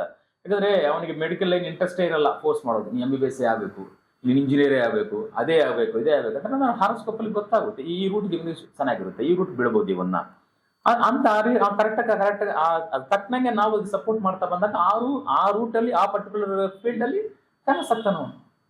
ಈ ರೀತಿ ಅದನ್ನು ಅಷ್ಟೇ ಬಿಫೋರ್ ಎಜುಕೇಶನ್ ಪಾರ್ಟ್ ಬಂದಾಗ್ಲೂ ಸರಿ ಅದನ್ನ ಕ್ಲಿಯರ್ ಕಟ್ ಆಗಿ ಯಾವ ಲೈನ್ ಕರೆಕ್ಟ್ ಇದೆ, ಯಾವ ರೂಟ್ಗೆ ಹೋಗ್ಬೋದು, ಯಾವ ರೂಟ್ಗೆ ಹೋಗಬಾರದು. ಕೆಲವರಿಗೆ ಏನೇ ಎಷ್ಟೇ ಎಜುಕೇಶನ್ ವಿಚಾರದಲ್ಲಿ ಚೆನ್ನಾಗಿ ಓದಿದ್ರು ಸರಿ, ಅವರ ಫಾದರ್ದು ಅವರ ಆನ್ಸಿಸ್ಟರ್ಸ್ದು ಒಂದು ಬಿಸ್ನೆಸ್ ಇರುತ್ತೆ, ಅದು ಕಂಟಿನ್ಯೂ ಆಗ್ತಾ ಬರ್ತದೆ ಸುಮಾರು ಜನಕ್ಕೆ. ಅದೇನು ನಮ್ಮ ಜಾತಕದಲ್ಲಿ ಇದಿರುತ್ತೆ, ಈ ಬಿಸ್ನೆಸ್ ಮಾಡಿ ಇವನು ಬದುಕಬೇಕು ಅನ್ನೋದಿರುತ್ತೆ. ಅದನ್ನು ಮುಂಚಿತವಾಗಿರೋದು ಹೇಳ್ಬೋದು ನಾವು ಬಿಫೋರ್ ಟೇಕಿಂಗ್ ಡಿಸಿಷನ್. ಅಂದ್ರೆ ಈ ಅಸ್ಟ್ರಾಲಜಿ ಸಬ್ಜೆಕ್ಟ್ ಅಲ್ಲಿ ಏನೇನ್ ಕಂಡು ಬರುತ್ತೆ ಸರ್? ಏನು ಒಬ್ಬ ಮನುಷ್ಯನ ಯಾವ ಯಾವ ಕಾಲಘಟ್ಟದಲ್ಲಿ ಈ ಅಸ್ಟ್ರಾಲಜಿ ಸಬ್ಜೆಕ್ಟ್ಸ್ ಉಪಯೋಗಿಸ್ಕೊಳ್ಬಹುದು? ಎಲ್ಲಾ ವಿಚಾರಗಳು ಅಸ್ಟ್ರಾಲಜಿಯಲ್ಲಿ ಇರುತ್ತೆ. ಜಾತಕದಲ್ಲಿ ಅದು ಫಿಕ್ಸ್ಡ್, ಅದು ಅಪ್ಡೇಟ್ ಅಂತ ಟೋಟಲಿ ಎಲ್ಲ ಅದರಲ್ಲಿ ಇದೆ ಅದರಲ್ಲಿ. ಬಟ್ ನಾವು ಮುಚ್ಚದಾಗಿ ತಿಳ್ಕೊಂಡು ಹಿಂಗೆ ಡೈರೆಕ್ಟ್ ಮಾಡ್ತಾ ಇರ್ತೀವಿ ನಾವು. ಸೊ ಹಾಗಾದ್ರೆ ನಾವು ಒಬ್ಬ ಪ್ರೊಫೆಷನಲ್ ಅಸ್ಟ್ರಾಲಜಿಸ್ಟ್ ನ ಟಾರ್ಚ್ ಬೇರೆಯರ್ ಅಂತ ಕರೀಬಹುದು, ಅಥವಾ ಒಳ್ಳೆ ಗುರುಗಳು ಅಂತ ಖಂಡಿತ ಕರೆಕ್ಟಾಗಿ ಹೇಳೋರು, ಕರೆಕ್ಟಾಗಿ ಮಾರ್ಗದರ್ಶನ ಕೊಡುವರು, ಖಂಡಿತ ಅವರಿಂದ ಅನುಕೂಲತೆ ಖಂಡಿತ ಇರುತ್ತೆ ನಮಗೆ. ಸರ್, ಪ್ರತಿದಿನ ಬೆಳಿಗ್ಗೆ ಆದ್ರೆ ಸಾಕು ಎಲ್ಲಾರ ಮನೆಯಲ್ಲೂ ಅಸ್ಟ್ರಾಲಜಿದು ದಿನ ಭವಿಷ್ಯ ನಡೀತಾನೆ ಇರುತ್ತೆ. ನಮ್ಮನೆಲ್ಲೂ ಹಾಕ್ತಾನೆ ಇರ್ತಾರೆ. ಈಗ ಪೇರೆಂಟ್ಸು ಅಥವಾ ನಮ್ ತಂದೆ ತಾಯಿ ಅವರೆಲ್ಲ ದಿನ ಭವಿಷ್ಯ ನೋಡೋದು ಎಷ್ಟು ಇಂಪಾರ್ಟೆಂಟ್ ಆಗ್ಬೋದು ಸರ್? ದಿನ ಭವಿಷ್ಯ ಅನ್ನೋದು ಒಂದು ಇನ್ ಜನರಲ್ ಹೇಳೋದಮ್ಮ, ಈ ರಾಶಿಗೆ ಹೀಗಿರುತ್ತೆ, ಈ ರಾಶಿಗೆ ಇರುತ್ತೆ, ಒಂದು ಜನರಲ್ ಆಗಿ ಹೇಳೋದು ಅಷ್ಟು ಬಿಟ್ರೆ ಅಗೈನ್ ಅವ್ರು ಇಂಡಿವಿಜುವಲ್ ಹಾರೋಸ್ಕೋಪೇ ಮಾತಾಡೋದು. ಓಕೆ, ದಿನ ಭವಿಷ್ಯ ನೋಡಿ ನಾವು ನಂಬಿ ಮೋಸ ಹೋಗ್ಬಾರ್ದು ಹಂಗ ಆ ರೀತಿ ಅಂತಲ್ಲ. ದಿನ ಭವಿಷ್ಯದಲ್ಲಿ ಏನಾಗ್ತಾರೆ, ಈ ರೀತಿ ಈ ರಾಶಿಗೆ ಇವತ್ತಿನ ದಿವಸ ಈ ರೀತಿ ಇರಬಹುದು ಅಂತ ಹೇಳಿದ್ದಾರೆ. ಬಟ್ ಹಾಗೆ ಇರಬೇಕು ಅಂತಿಲ್ಲ. ಓಕೆ, ಹಾಗೆ ಇರಬೇಕು ಅಂತಿಲ್ಲ. ಅವ್ರ ಇಂಡಿವಿಜುವಲ್ ಹಾರೋಸ್ಕೋಪ್ಸ್ ಅಲ್ಲಿ ಸೇ ಫಾರ್ ಎಕ್ಸಾಂಪಲ್ ಒಂದು ರಾಶಿಯಲ್ಲಿ ಚೆನ್ನಾಗಿತ್ತು ಅಂತ ಹೇಳಿದ್ರು ಅಂತ ಅನ್ಕೊಳ್ಳೋಣ. ಅವನಿಗೆ ವರ್ಸ್ಟ್ ಪೀರಿಯಡ್ ನಡೀತಾ ಇತ್ತು, ಆಕ್ಸಿಡೆಂಟ್ ಆಗುವಂತ ಪೀರಿಯಡ್ ನಡೀತಾ ಇತ್ತು ಅಂತ ಅಂದಾಗ ಆಕ್ಸಿಡೆಂಟ್ ಆಗೇ ಆಗುತ್ತೆ. ಓಕೆ, ಆ ರೀತಿ ಎವ್ರಿ ಪ್ರತಿದಿನ ನಾವು ಆ ರಾಶಿ ಫಲ ನೋಡಿ ಅಂದ್ರೆ ಇನ್ ದ ಸೆನ್ಸ್ ನಾನು ಯಾವ ರೀತಿ ಹೇಳ್ತಿದ್ದೀನಿ ಅಂತಂದ್ರೆ ಬರ್ತ್ ಚಾರ್ಟ್ ಬಹಳ ಮುಖ್ಯ ಆಗುತ್ತೆ. ಹೌದು ಸರ್, ಇನ್ನೊಂದು ಈಗ ಗುಡ್ ಟೈಮ್ಸ್ ಬ್ಯಾಡ್ ಟೈಮ್ಸ್ ಅಂತ ಇರುತ್ತೆ. ಸೊ ನಾವ್ ಇವಾಗ ಬ್ಯಾಡ್ ಟೈಮ್ಸ್ ಅಲ್ಲಿ ಪ್ರಿಕಾಷನರಿ ಮೆಷರ್ಸ್ ತಗೊಳೋದಾದ್ರೆ ಯಾವ ತರ ಮೆಷರ್ಸ್ ತಗೋಬಹುದು? ಬ್ಯಾಡ್ ಟೈಮ್ ಅದಕ್ಕೆ ನಾವು ಸ್ಟಾರ್ಟಿಂಗ್ ಕನ್ಸಲ್ಟೇಷನ್ಸ್ ಬಂದಾಗ ಸ್ಟಾರ್ಟಿಂಗ್ ನೋಡ್ತೀವಿ ನಾವು, ಈ ಪೀರಿಯಡ್ ಅಲ್ಲಿ ಬ್ಯಾಡ್ ಇದೆ ನಿಮಗೆ, ಈ ಪೀರಿಯಡ್ ಅಲ್ಲಿ ನೀವು ಬನ್ನಿ ಅಂತ ಹೇಳ್ತೀವಿ. ಆ ಟೈಮಲ್ಲಿ ಅದನ್ನ ಆದಷ್ಟು ಅವಾಯ್ಡ್ ಮಾಡಕ್ಕೆ ಏನ್ ಮಾಡೋಕ್ಕಾಗುತ್ತೆ, what all the remedy part ಅಂತ ಹೋದಾಗ ಯಾವ ರೀತಿ ಅಂತಂದ್ರೆ ಮತ್ತೆ ಅಗೈನ್ ಭಗವಂತನ ಹತ್ರ ಕರ್ಕೊಬಿಡ್ತೀನಿ ನಾನು. ಭಗವಂತನ ಪಾದದಲ್ಲಿ ಬೆಳಕು ಹೇಳ್ತೀನಿ ನಾನು. ಯಾವ್ಯಾವ ಮಂತ್ರ ಚಾಂಟಿಂಗ್ಸ್ ಅನ್ನೋದು ಪವರ್ಫುಲ್ ಕಾನ್ಸೆಪ್ಟ್. ಮಂತ್ರ ಚಾಂಟಿಂಗ್ ಅಲ್ಲ, ಎಲ್ಲ ನಾನು ಹೇಳ್ತಾ ಇರೋದು ಮಾಟ ಮಂತ್ರ ಅಲ್ಲ. I am talking about godly mantras, planet ಸಂಬಂಧಪಟ್ಟ ಮಂತ್ರಗಳು. ಅಂದ್ರೆ ಆ ಒಂದು ಸ್ಥಿತಿಯಲ್ಲಿ ಇದನ್ನ ರೆಮಿಡೀಸ್ ಪಾರ್ಟ್ ಅಂತಲೂ ತಗೋಬಹುದು ನೀವು. ರೆಮಿಡೀಸ್ ಅಂತ ಬಂದಾಗ ಏನಾಗ್ತದೆ, ಅಂತ ಪೀರಿಯಡ್ ಅಲ್ಲಿ ಚಾಂಟಿಂಗ್ಸ್, ಭಗವಂತನ ಸಂಬಂಧಪಟ್ಟ ಒಂದು ಶ್ಲೋಕಗಳನ್ನು ಉಚ್ಚಾರಣೆ ಮಾಡೋದು, ಅವರ ಸಂಬಂಧ ಸ್ತೋತ್ರಗಳನ್ನು ಕೇಳುವುದು, ಇದೆಲ್ಲ ತುಂಬಾನೇ ರಿಲೀಫ್ ಕೊಡುತ್ತೆ ನಮಗೆ, ತುಂಬಾನೇ ಸಪೋರ್ಟ್ ಮಾಡುತ್ತೆ. ಈವನ್ ಕೆಲವು ಸಲ ಅವಾಯ್ಡು ಆಗಬಹುದು, ಹೇಳಕ್ಕಾಗುದಿಲ್ಲ. ಆ ರೀತಿ ಒಂದು ಅದ್ಭುತವಾದದ್ದು. ಆ ನಂತರ ಟೆಂಪಲ್ ವಿಸಿಟ್ಸ್. ಟೆಂಪಲ್ ಯಾಕಂದ್ರೆ ಮಹತ್ತರವಾದ ಕ್ಷೇತ್ರಗಳೆಲ್ಲ ಇದೆ. ಎಂತ ಸ್ಥಿತಿಯಲ್ಲಿ ಎಂತ ಟೆಂಪಲ್ಗೆ ಹೋಗಿ ಬಂದಾಗ ಅಲ್ಲಿಂದ ಗಾಡ್ಸ್ ಗ್ರೇಸ್ ಸಿಗುತ್ತೆ ಅನ್ನೋ ಒಂದು ಕಾನ್ಸೆಪ್ಟ್ ಇದೆ. ಅದು ನಾವು ಅದೊಂದು ಡಿಫ್ರೆಂಟ್ ಟೆಂಪಲ್ ರೆಮಿಡೀಸ್ ಅಲ್ಲಿ ಕೊಡ್ತೀವಿ ನಾವು. ಯಾವ್ಯಾವ ಟೆಂಪಲ್ಗೆ ಹೋಗಿ ಬರಬೇಕಾಗುತ್ತೆ, ಯಾವ್ಯಾವ ಟೆಂಪಲ್ಗೆ ಹೋದ್ರೆ ಎಂತ ಸಮಸ್ಯೆಗಳನ್ನ ನಾವು ಆಚೆ ಬರ್ಬೋದು ಅನ್ನೋ ಕಾನ್ಸೆಪ್ಟ್ ಅಲ್ಲಿ ಟೆಂಪಲ್ಸ್ ಇದೆ. ಅದು ಆಲ್ಸೋ ವೆರಿ ಇಂಪಾರ್ಟೆಂಟ್. ಸರ್, ಇನ್ನೊಂದು ಕೆಲವೊಂದು ಅಸ್ಟ್ರಾಲಜರ್ಸ್ ತುಂಬಾ ಪೂಜೆಗಳು ಹೇಳ್ತಾರೆ, ನೀವೆಲ್ಲೋಗಿ ಇದನ್ನ ಮಾಡಿಸ್ಬೇಕು, ವರ್ಷಕ್ಕೊಂದ್ಸತಿ ಈಗ ಹಿರಿಯರ ಕಾರ್ಯ ಅದು ಇದು ಎಲ್ಲ ಕಂಪಲ್ಸಿವ್ ಆಗಿ ಹೇಳ್ತಾರೆ, ಅದೆಲ್ಲ ಮಾಡ್ಬೇಕಾ? ಹಿರಿಯರ ಕಾರ್ಯ ಮಾಡೋದು ಒಳ್ಳೇದಮ್ಮ. ಓಕೆ, ಖಂಡಿತ ಒಳ್ಳೇದು. ಹಿರಿಯರ ಕಾರ್ಯಗಳನ್ನು ಮಾಡೋದು ತುಂಬಾ ಒಳ್ಳೇದು. ಯಾಕಂತಂದ್ರೆ ಪಿತೃ ದೇವತೆಗಳು ಅನುಗ್ರಹ ಅನ್ನೋದು ಪ್ರತಿಯೊಬ್ಬರಿಗೂ ಬೇಕಾಗುತ್ತೆ. ಸುಮಾರು ಜನ ಬರ್ತಾ ಅವಾಯ್ಡ್ ಮಾಡ್ತಿದ್ದಾರೆ. ತುಂಬಾ ತಪ್ಪದು, ತುಂಬಾ ತಪ್ಪು. ತುಂಬಾ ಜನ ಅವಾಯ್ಡ್ ಬರ್ತಾ ಕಮ್ಮಿ ಆಗ್ತಾ ಇದೆ. ಅದು ಪಿತೃ ದೇವತೆಗಳಿಗೆ ನಾವು ಎಷ್ಟು ಇಂಪಾರ್ಟೆನ್ಸ್ ಕೊಡ್ತೀವೋ ಅಷ್ಟು ಪಿತೃ ಕಾರ್ಯಕ್ರಮ ಕರೆಕ್ಟಾಗಿ ಯಾವ ರೀತಿ ಮಾಡ್ತೀವೋ ಖಂಡಿತ ಅವರ ಆಶೀರ್ವಾದ ನಮಗೆ ಸಿಗುತ್ತೆ. ಇದು ಸತ್ಯವಾದ ವಿಚಾರ ಇದೆ. ಅದು ಹಿರಿಯರನ್ನ ಮಾತ್ರ ಯಾವುದೇ ಕಾರಣಕ್ಕೂ ಪಿತೃ ಕಾರ್ಯಕ್ರಮಗಳು ಮಾತ್ರ ಯಾವುದೇ ಕಾರಣಕ್ಕೂ ಬಿಡಬಾರದು. ಓಕೆ. ನೀವು ಮಾಡ್ತಾ ಬನ್ನಿ. ನಿಮಗೆ ತುಂಬಾ ಡೇಂಜರಸ್ ಸಿಚುವೇಶನ್ ಅಲ್ಲೂ ಪಿತೃದೇವಗಳ ಅವರ ದೇವರುಗಳ ಆಶೀರ್ವಾದ ಇತ್ತು ಅಂತಂದ್ರೆ ಅದು ನಮಗೆ ಅದು ಅನುಕೂಲವಾಗಿ ಆಗುತ್ತೆ, ಪಾಸಿಟಿವ್ ಆಗಿ ಆಗೋಕ್ಕೆ ಸಾಧ್ಯತೆ ಇದೆ. ಒಳ್ಳೆ ಕ್ವಶನ್ ರೈಸ್ ಮಾಡಿದ್ರೆ ನೀವು. ಆ ಪಿತೃ ಕಾರ್ಯಕ್ರಮಗಳನ್ನು ಯಾವುದೇ ಕಾರಣಕ್ಕೂ ಬಿಡಬೇಡಿ. ಇನ್ ಯಾವ್ದಾದ್ರು ಈ ತರ ಪೂಜೆ ಇದೆಯಾ ಸರ್ ಮಾಡ್ಲೇಬೇಕು ಅಂತ? ಮಾಡ್ಲೇಬೇಕು ಅಂತಲ್ಲ, ಯಾಕಂದ್ರೆ ಸಮಸ್ಯೆಗೆ ತಕ್ಕನಂಗೆ ನಾವು ಸೊಲ್ಯೂಷನ್ಸ್ ಸೆಲೆಕ್ಟ್ ಮಾಡ್ಕೊಳ್ತೀವಿ. ಈಗ ದಾನ ಧರ್ಮಗಳಿಂದ ಕೆಲವೊಂದು ಸೂಕ್ಷ್ಮ ಪರಿಹಾರಗಳು ಅಂತ ನಾನು ಹೇಳ್ತೀನಿ. ನನ್ನ ಕಾನ್ಸೆಪ್ಟ್ ಅಲ್ಲಿ ಸೂಕ್ಷ್ಮ ಪರಿಹಾರಗಳು ಅಂತ ಏನು ಹೇಳ್ತಾ ಆ ರೀತಿ. ಹಾಗಾದ್ರೆ ಏನಂದ್ರೆ ಈ ತಾಂತ್ರಿಕ್ ರೆಮಿಡೀಸ್ ಅಂತೀವಿ. ತಾಂತ್ರಿಕ್ ರೆಮಿಡೀಸ್ ಅಂತಂದ್ರೆ ಕೆಲವೊಂದು ನೋಡಕ್ಕೆ ಆಶ್ಚರ್ಯವಾಗಿರುತ್ತೆ, ಏನಪ್ಪ ಇದು ಮಾಡಿಬಿಟ್ರೆ ಇದು ಸರಿ ಹೋಗುತ್ತಾ ಅಂತ. ಬಟ್ ಕೆಲವು ಸಂದರ್ಭದಲ್ಲಿ ಇದು ವರ್ಕ್ ಆಗುತ್ತೆ. ಫಾರ್ ಎಕ್ಸಾಂಪಲ್ ಸಣ್ಣ ಒಂದು ಎಕ್ಸಾಂಪಲ್ ಹೇಳ್ಬೇಕಂದ್ರೆ ಒಂದು ಪರ್ಟಿಕ್ಯುಲರ್ ಪ್ಲಾನೆಟ್ ಒಂದು ಆ ದೋಷಕ್ಕೆ ಅಥವಾ ಅದು ಕೊಡುವಂಥ ಸಮಸ್ಯೆಗಳನ್ನು ಬ್ಯಾಲೆನ್ಸ್ ಮಾಡೋಕ್ಕೆ, ಮಿನಿಮೈಸ್ ಮಾಡೋಕ್ಕೆ ನಾಯಿಗೆ ಊಟ ಹಾಕಿ ಅಂತೀವಿ ನಾವು. ಏನಪ್ಪ ನಾಯಿಗೆ ಊಟ ಹಾಕ್ಬಿಟ್ರೆ ಸರಿ ಹೋಗುತ್ತಾ ಅಂತ ಸಿಲ್ಲಿಯಾಗಿದೆಯಲ್ಲ ಕೇಳಕ್ಕೆ. ಈ ರೀತಿ ಸುಮಾರು ಇರ್ತದೆ. ಡೆಫಿನೆಟಾಗಿ ಇಟ್ ವರ್ಕ್ಸ್. ನಾನು ಸುಮಾರು ಪ್ರತಿಯೊಂದು ನಾನು ರಿಸರ್ಚ್ ಮಾಡಿ ಫಸ್ಟ್ ನನ್ನ ಮೇಲೆ ನಾನು ಪ್ರಯೋಗಗಳು ಮಾಡ್ಕೊತೀನಿ ನಾನು. ಆ ನಂತರನೇ ನೆಕ್ಸ್ಟ್ ಪಬ್ಲಿಕ್ ಕೊಡೋದು. ಆ ರೀತಿ ಇದು ಅಂಥ ಟೆಕ್ನಿಕ್ಸು ತುಂಬಾ ಚೆನ್ನಾಗಿ ಯೂಸ್ ಆಗುತ್ತೆ. ಒಬ್ಬ ಸಾಮಾನ್ಯವಾದ ಜಾತಕವನ್ನು ಕೊಟ್ಟು ಈ ವ್ಯಕ್ತಿನ ನಾನು ಸೂಪರ್ ಸ್ಟಾರ್ ಮಾಡ್ಬಿಡ್ತೀನಿ ಅಂತ ಹೇಳಿದ್ರೆ ಸುಳ್ಳು. ಇದರಲ್ಲಿ ಯಾವ ರೀತಿ ಮಾಡಬೇಕಂತಂದ್ರೆ, ಒಬ್ಬನಿಗೆ ಭಿಕ್ಷೆ ಬೇಡಿ ಜೀವನ ಸಾಗಿಸ್ಬೇಕು ಅನ್ನೋದು ಒಂದು ವಿಧಿ ಆದರೆ 3 ಹೊತ್ತು ಊಟ ಸಿಗೋಂಗೆ ಮಾಡ್ಬೋದು. What best we can do. ಅವನು ಕರ್ಮಾನುಸಾರಣಿ. ಸುಮಾರು ಜನ ಈ ಜಾತಕ ಹೆಂಗ್ ಮಾಡ್ಬಿಡೋಣ, ಹಿಂಗ್ ಮಾಡ್ತೀವಿ, ಅದು ಇದು ಅನ್ನೋದು ತಪ್ಪದು. ಅವ್ರು ಹುಟ್ಟಿದ ಅವ್ರ ಜಾತಕಗಳನ್ನ ಮುಂದೆ ಇಟ್ಕೊಂಡು ಇದನ್ನ what best we can do, ಈ ಪ್ಲಾನೆಟರಿ ಪೊಸಿಷನ್ಗೆ, ಈ ಜನ್ಮಕ್ಕೆ ಯಾವ ರೀತಿಯಲ್ಲಿ ಸೊಲ್ಯೂಷನ್ಸ್ ಕೊಡ್ಬೋದು, ಯಾವ ರೀತಿ ಮ್ಯಾಕ್ಸಿಮಮ್ ನೆಗೆಟಿವಿಟೀಸ್ ಅವಾಯ್ಡ್ ಮಾಡ್ಬೋದು, ಪಾಸಿಟಿವ್ ಟ್ರ್ಯಾಕ್ ಯಾವ ರೀತಿ ಬರೋಂಗ್ ಮಾಡ್ಬೋದು, ಅದನ್ನ ಖಂಡಿತ ಹೇಳ್ಬೋದು. The best we can do. ಆ ಜಾತಕದಲ್ಲಿ ದ ಬೆಸ್ಟ್ ಎಸೆನ್ಸ್, ಪಾಸಿಟಿವ್ ಎಸೆನ್ಸ್ನ ಹೇಳ್ಕೋಬಹುದು. ಪಾಸಿಟಿವಿಟಿನೇ ಮ್ಯಾಕ್ಸಿಮಮ್ ತೆಗೆದು ಲೈಫ್ ಕೊಡ್ಬೋದು. ಇದು ನೆಗೆಟಿವಿಟೀಸ್ ಅವಾಯ್ಡ್ ಮಾಡೋ ರೀತಿಯಲ್ಲಿ ನಾವು ಮಾಡ್ಬೋದು. ಈ ರೀತಿ ಮಾಡಿದ್ರೆ ಹಿಂಗಿದೆ, ಈ ಸಮಸ್ಯೆ ಬರ್ತಾ ಇದೆ, ಇದು ಈ ರೀತಿ ಆಗೋ ರೀತಿ ಡಿಸ್ಟರ್ಬ್ ಆಗೋ ರೀತಿ ಇದು ವರ್ಕೌಟ್ ಆಗ್ತಿದೆ, ಅದನ್ನ ಆ ರೂಟ್ಗೆ ಹೋಗಬೇಡಿ, ಆ ಕಡೆ ಹೋಗಬೇಡಿ, ಇದನ್ನ ಮಾಡಿ, ಈ ರೀತಿ ಮಾಡಿ ಡೈರೆಕ್ಟ್ ಮಾಡ್ಬೋದು ಅವರು. ಸರ್, ನಿಮ್ಮ ಜರ್ನಿ ಇಂಜಿನಿಯರಿಂಗ್ ಇಂದ ಅಸ್ಟ್ರಾಲಜಿ ಕಡೆ ಹೆಂಗ್ ಬಂತು, ಮತ್ತೆ ಹೆಂಗೆ ರಿಲೇಟ್ ಮಾಡ್ಕೋತೀರಾ ಅದ್ ಸ್ವಲ್ಪ ಹೇಳ್ಬೋದಾ? ಬೇಸಿಕಲಿ ನಾನು ಇಂಜಿನಿಯರ್ ಗ್ರಾಜುಯೇಟೆ. ಬಟ್ ನನಗೆ ಸಣ್ಣ ವಯಸ್ಸಿಂದ ಈ ಪುರಾಣ ಇತಿಹಾಸಗಳು ಇವೆಲ್ಲ ತುಂಬ ಅದು ಇಂಟ್ರೆಸ್ಟ್, ಆ ರೂಟು, ಆ ಲೈನ್ ಇಂಟ್ರೆಸ್ಟ್ ನನಗೆ. ಹಾಗೆ ಪ್ರತಿಯೊಂದು ಬರ್ತಾ ಇದ್ದಾಗ ಒಂದೊಂದು ಸಬ್ಜೆಕ್ಟ್ ಬರ್ತಾ ಇತ್ತು. ಅದರ ರಿಸರ್ಚ್ ಮಾಡ್ತಾ ಬಂದೆ. ಇಂಟ್ರೆಸ್ಟಿಂಗ್ ಆಗಿದೆ, ಈ ಚೆನ್ನಾಗಿದೆಯಲ್ಲ. ಬಟ್ ಜನರಲ್ ಅವಾಗ ಸ್ಟಾರ್ಟಿಂಗಲ್ಲಿ ಎಲ್ಲರಿಗೂ ಪ್ರಯೋಗಗಳು ಮಾಡ್ತಿದ್ದೆ. ಇದು ಮಾಡು, ಫ್ರೆಂಡ್ಸ್ ಎಲ್ಲ ಸಮಸ್ಯೆ ಅಂತ ಬಂದಾಗ ಇದು ಮಾಡಿ ನೋಡು ಅಂತ ಈ ರೀತಿ ಕೊಡ್ತಿದ್ದೆ. ಕ್ಲಿಯರ್ ಆಯಿತು, ಇದು ಪ್ರಾಬ್ಲಮ್ ಸಾಲ್ವ್ ಆಯಿತು, ಈ ರೀತಿ ಹೇಳ್ತಾ ಬಂದರು. ಇದೇನೋ ಇದೆಯಲ್ಲಪ್ಪ ಇದರಲ್ಲಿ ಅಂತ ಅಂದ್ಬಿಟ್ಟು ಅವಾಗ ಡೀಪಾಗಿ ಸ್ಟಡಿ ಮಾಡೋಕ್ಕೆ ಬಂದಾಗ ಅದ್ಭುತಗಳು ನೋಡಿದ್ವಿ. ಇದರಲ್ಲಿ ಅಸ್ಟ್ರಾಲಜಿಲಿ ಎಷ್ಟೆಲ್ಲ ಇದೆ, ಇಷ್ಟೊಂದು ರೆಮಿಡೀಸ್ ನಮ್ಮ ಋಷಿಗಳಿಂದ, ಮುನಿಗಳಿಂದ, ದೇವ ಕೃಪೆಯಿಂದ ಇಷ್ಟೆಲ್ಲ ನಮ್ಮ ಯೂನಿವರ್ಸ್ ನಮ್ಗೆ ಕೊಡ್ತಿದೆ. ಅದನ್ನು ನಾವು ಕ್ಯಾಚ್ ಮಾಡ್ಕೊಳ್ತಾ ಇಲ್ಲ ಅಷ್ಟೇ. ತಪ್ಪೆಲ್ಲಿದೆ ಅಂದರೆ ನಾವು ಯಾರ್ ನಾಟ್ ಅದನ್ನು ನಾವು ಹುಡುಕ್ತಾ ಇಲ್ಲ. ಹುಡುಕಿದ್ದನ್ನ ಸಿಕ್ಕಿದ್ದನ್ನ ಒಳ್ಳೆ ಕರೆಕ್ಟಾಗಿ ಸಿಕ್ಕಿದ್ದನ್ನ ನಾವು ಅದನ್ನು ಬಳಸ್ಕೊಳ್ತಾ ಇಲ್ಲ ಅದನ್ನು. ಸರ್, ಈಗ ಆಗ್ಲೇ ನೀವು ಹೇಳಿದ್ರಲ್ಲ ಮದ್ವೆ ರಿಲೇಟೆಡ್, ಈಗ ಪ್ರತಿಯೊಂದು ಜಾತಕಕ್ಕೂ ಮದ್ವೆ ಅನ್ನೋದು ತುಂಬಾ ಇಂಪಾರ್ಟೆಂಟಾ, ಅಥವಾ ಪ್ರತಿಯೊಂದು ಜಾತಕನು ಲೈಕ್ ಮದ್ವೆ ಆಗ್ದಿರೋನು ಅವ್ರು ಖುಷಿಯಾಗಿರ್ತಾರ, ಮದ್ವೆ ಆಗಿನೇ ಖುಷಿಯಾಗಿರ್ಬೇಕಾ? ಆ ತರ ಬಂದಾಗ ಹೆಂಗೆ ಹೇಳಕ್ ಹೋಗ್ತೀರಾ ಸರ್ ನೀವು ಅದನ್ನ? ಈಗ ಇಂಥ ಕ್ವಶನ್ಸ್ ಆ ಜಾತಕದ ಪ್ರಕರಣ ರೈಸ್ ಆಗುತ್ತಮ್ಮ. ಕೆಲವರು ನಾನು ಮದುವೆನೇ ಬೇಡ ಅಂತ ಕೂತ್ಕೊಂಡಿರ್ತಾರೆ. ಆ ಪರ್ಟಿಕ್ಯುಲರ್ ಪ್ಲಾನೆಟ್ ಅವ್ರಿಗೆ ವೀಕ್ ಇರುತ್ತೆ. ಆ ಪರ್ಟಿಕ್ಯುಲರ್ ಪ್ಲಾನೆಟ್ ಅವ್ರಿಗೆ ವೀಕ್ ಆಗಿರುತ್ತೆ, ತುಂಬಾ ವೀಕ್ ಇರುತ್ತೆ. ಅಂತವ್ರಿಗೆ ಹಂಗೆ ಅನಿಸುತ್ತೆ, ನನಗೆ ಯಾಕೆ ಮದುವೆ ಮಾಡ್ಕೋಬೇಕು, ನನಗೆ ಯಾಕೆ ಬೇಕು, ಬೇಡ ಅಂತ. ಅದು ಎವ್ರಿಥಿಂಗ್ ಪ್ರತಿಯೊಂದು ಜಾತಕದಲ್ಲೇ ಇದೆ. ಬಟ್ ಅದರಲ್ಲೂ ಸ್ವಲ್ಪ ನಾವು ಪಾಸಿಟಿವಿಟಿ ಇದ್ದಾಗ ನಾವು ಕನ್ವಿನ್ಸ್ ಮಾಡ್ತೀವಿ, ಇಲ್ಲಪ್ಪ ನಿಮ್ಗೆ ಒಳ್ಳೆ ಲೈಫ್ ಇದೆ, ಆ ಡಿಸಿಷನ್ ಇಂದ ನೀನು ಬೈಪಾಸ್ ಆಗ್ಬೋದು ನೀವು ಅಂತ ಅಂದ್ಬಿಟ್ಟು ಅವ್ರನ್ನ ನಾವು ಕರೆಕ್ಟಾಗಿ ಗೈಡ್ ಮಾಡ್ಬೋದು. ಅವರು ಅದು ಏನೇ ಇದ್ರು ಸರಿ, ತುಂಬಾ ವಸ್ಟ್ ಇತ್ತು ಅಂತಂದ್ರೆ ಅದ್ರ ತಕ್ಕನಾಗಿ ಯಾವ ರೀತಿ ಹೇಳಬೇಕು. ಇದು ಅದರಲ್ಲಿ ಜಾತಕದಲ್ಲಿ ಎಲ್ಲ ವಿಚಾರಗಳು ಗೊತ್ತಾಗುತ್ತೆ ನಮಗೆ. ಎಲ್ಲಾನು ಹೇಳೋದಿಲ್ಲ, ಹೇಳಲೂಬಾರದು.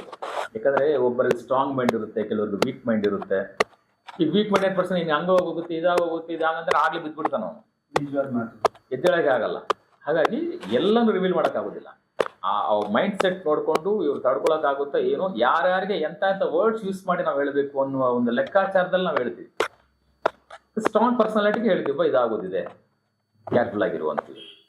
ಕರೆಕ್ಟಾಗಿ ಆ ಟೈಮ್ ಬಂದಾಗ, ಆ ಕೆಲವೊಂದು ಸಿಚುವೇಶನ್ ಬಂದಾಗ ಅವನು ಅರ್ಥ ಮಾಡ್ಕೊಂಡು ತಕ್ಕನಂಗೆ ಅದನ್ನ ಮಿನಿಮೈಸ್ ಮಾಡ್ಕೊಂಡು ಎಸ್ಕೇಪ್ ಮಾಡ್ಕೊಂಡು ಹೋಗ್ಬೋದು. ಅಂದ್ರೆ ಈಗ ಫಾರ್ ಎಕ್ಸಾಂಪಲ್ ಇವಾಗ ಮದುವೆ ವಿಚಾರ ಬಂದಾಗ ಸಪರೇಷನ್ ಅನ್ನೋದು ಡೈವರ್ಸ್ ಒಂದ್ರಿಂದಾನೇ ಆಗಲ್ಲ. ಅರ್ಲಿ ಡೆತ್, ಆಕ್ಸಿಡೆಂಟ್ ಇಂದ ಗಂಡ ಹೆಂಡತಿ ತೀರ್ಕೊಳ್ತಾರೆ, ಈ ತರ ಎಲ್ಲ ಆಗ್ತಾ ಇರುತ್ತೆ. ಅದನ್ನೆಲ್ಲ ಹೇಗೆ ಅವಾಯ್ಡ್ ಮಾಡ್ಬೋದು ಸರ್ ನಾವು? ಈಗ ಅಗೈನ್ ಜಾತಕದಲ್ಲಿ ಫಸ್ಟ್ ನೋಡಿದಾಗ ನನ್ನ ಸ್ಟೈಲ್, ಒಬ್ಬೊಬ್ರು ಒಂದೊಂದು ಥರ ಸ್ಟೈಲ್ ಇರುತ್ತೆ. ನನ್ನ ಸ್ಟೈಲ್ ಯಾವ ರೀತಿ ಫಸ್ಟ್ ನಾನು ಆಯುಷ್ ನೋಡ್ತೀನಿ. ಓಕೆ, ಆಯುಷ್ ನೋಡ್ತೀರಾ? ಒಬ್ಬರು ಒಂದೊಂದು ಥರ ಸ್ಟೈಲ್ ಇರುತ್ತೆ.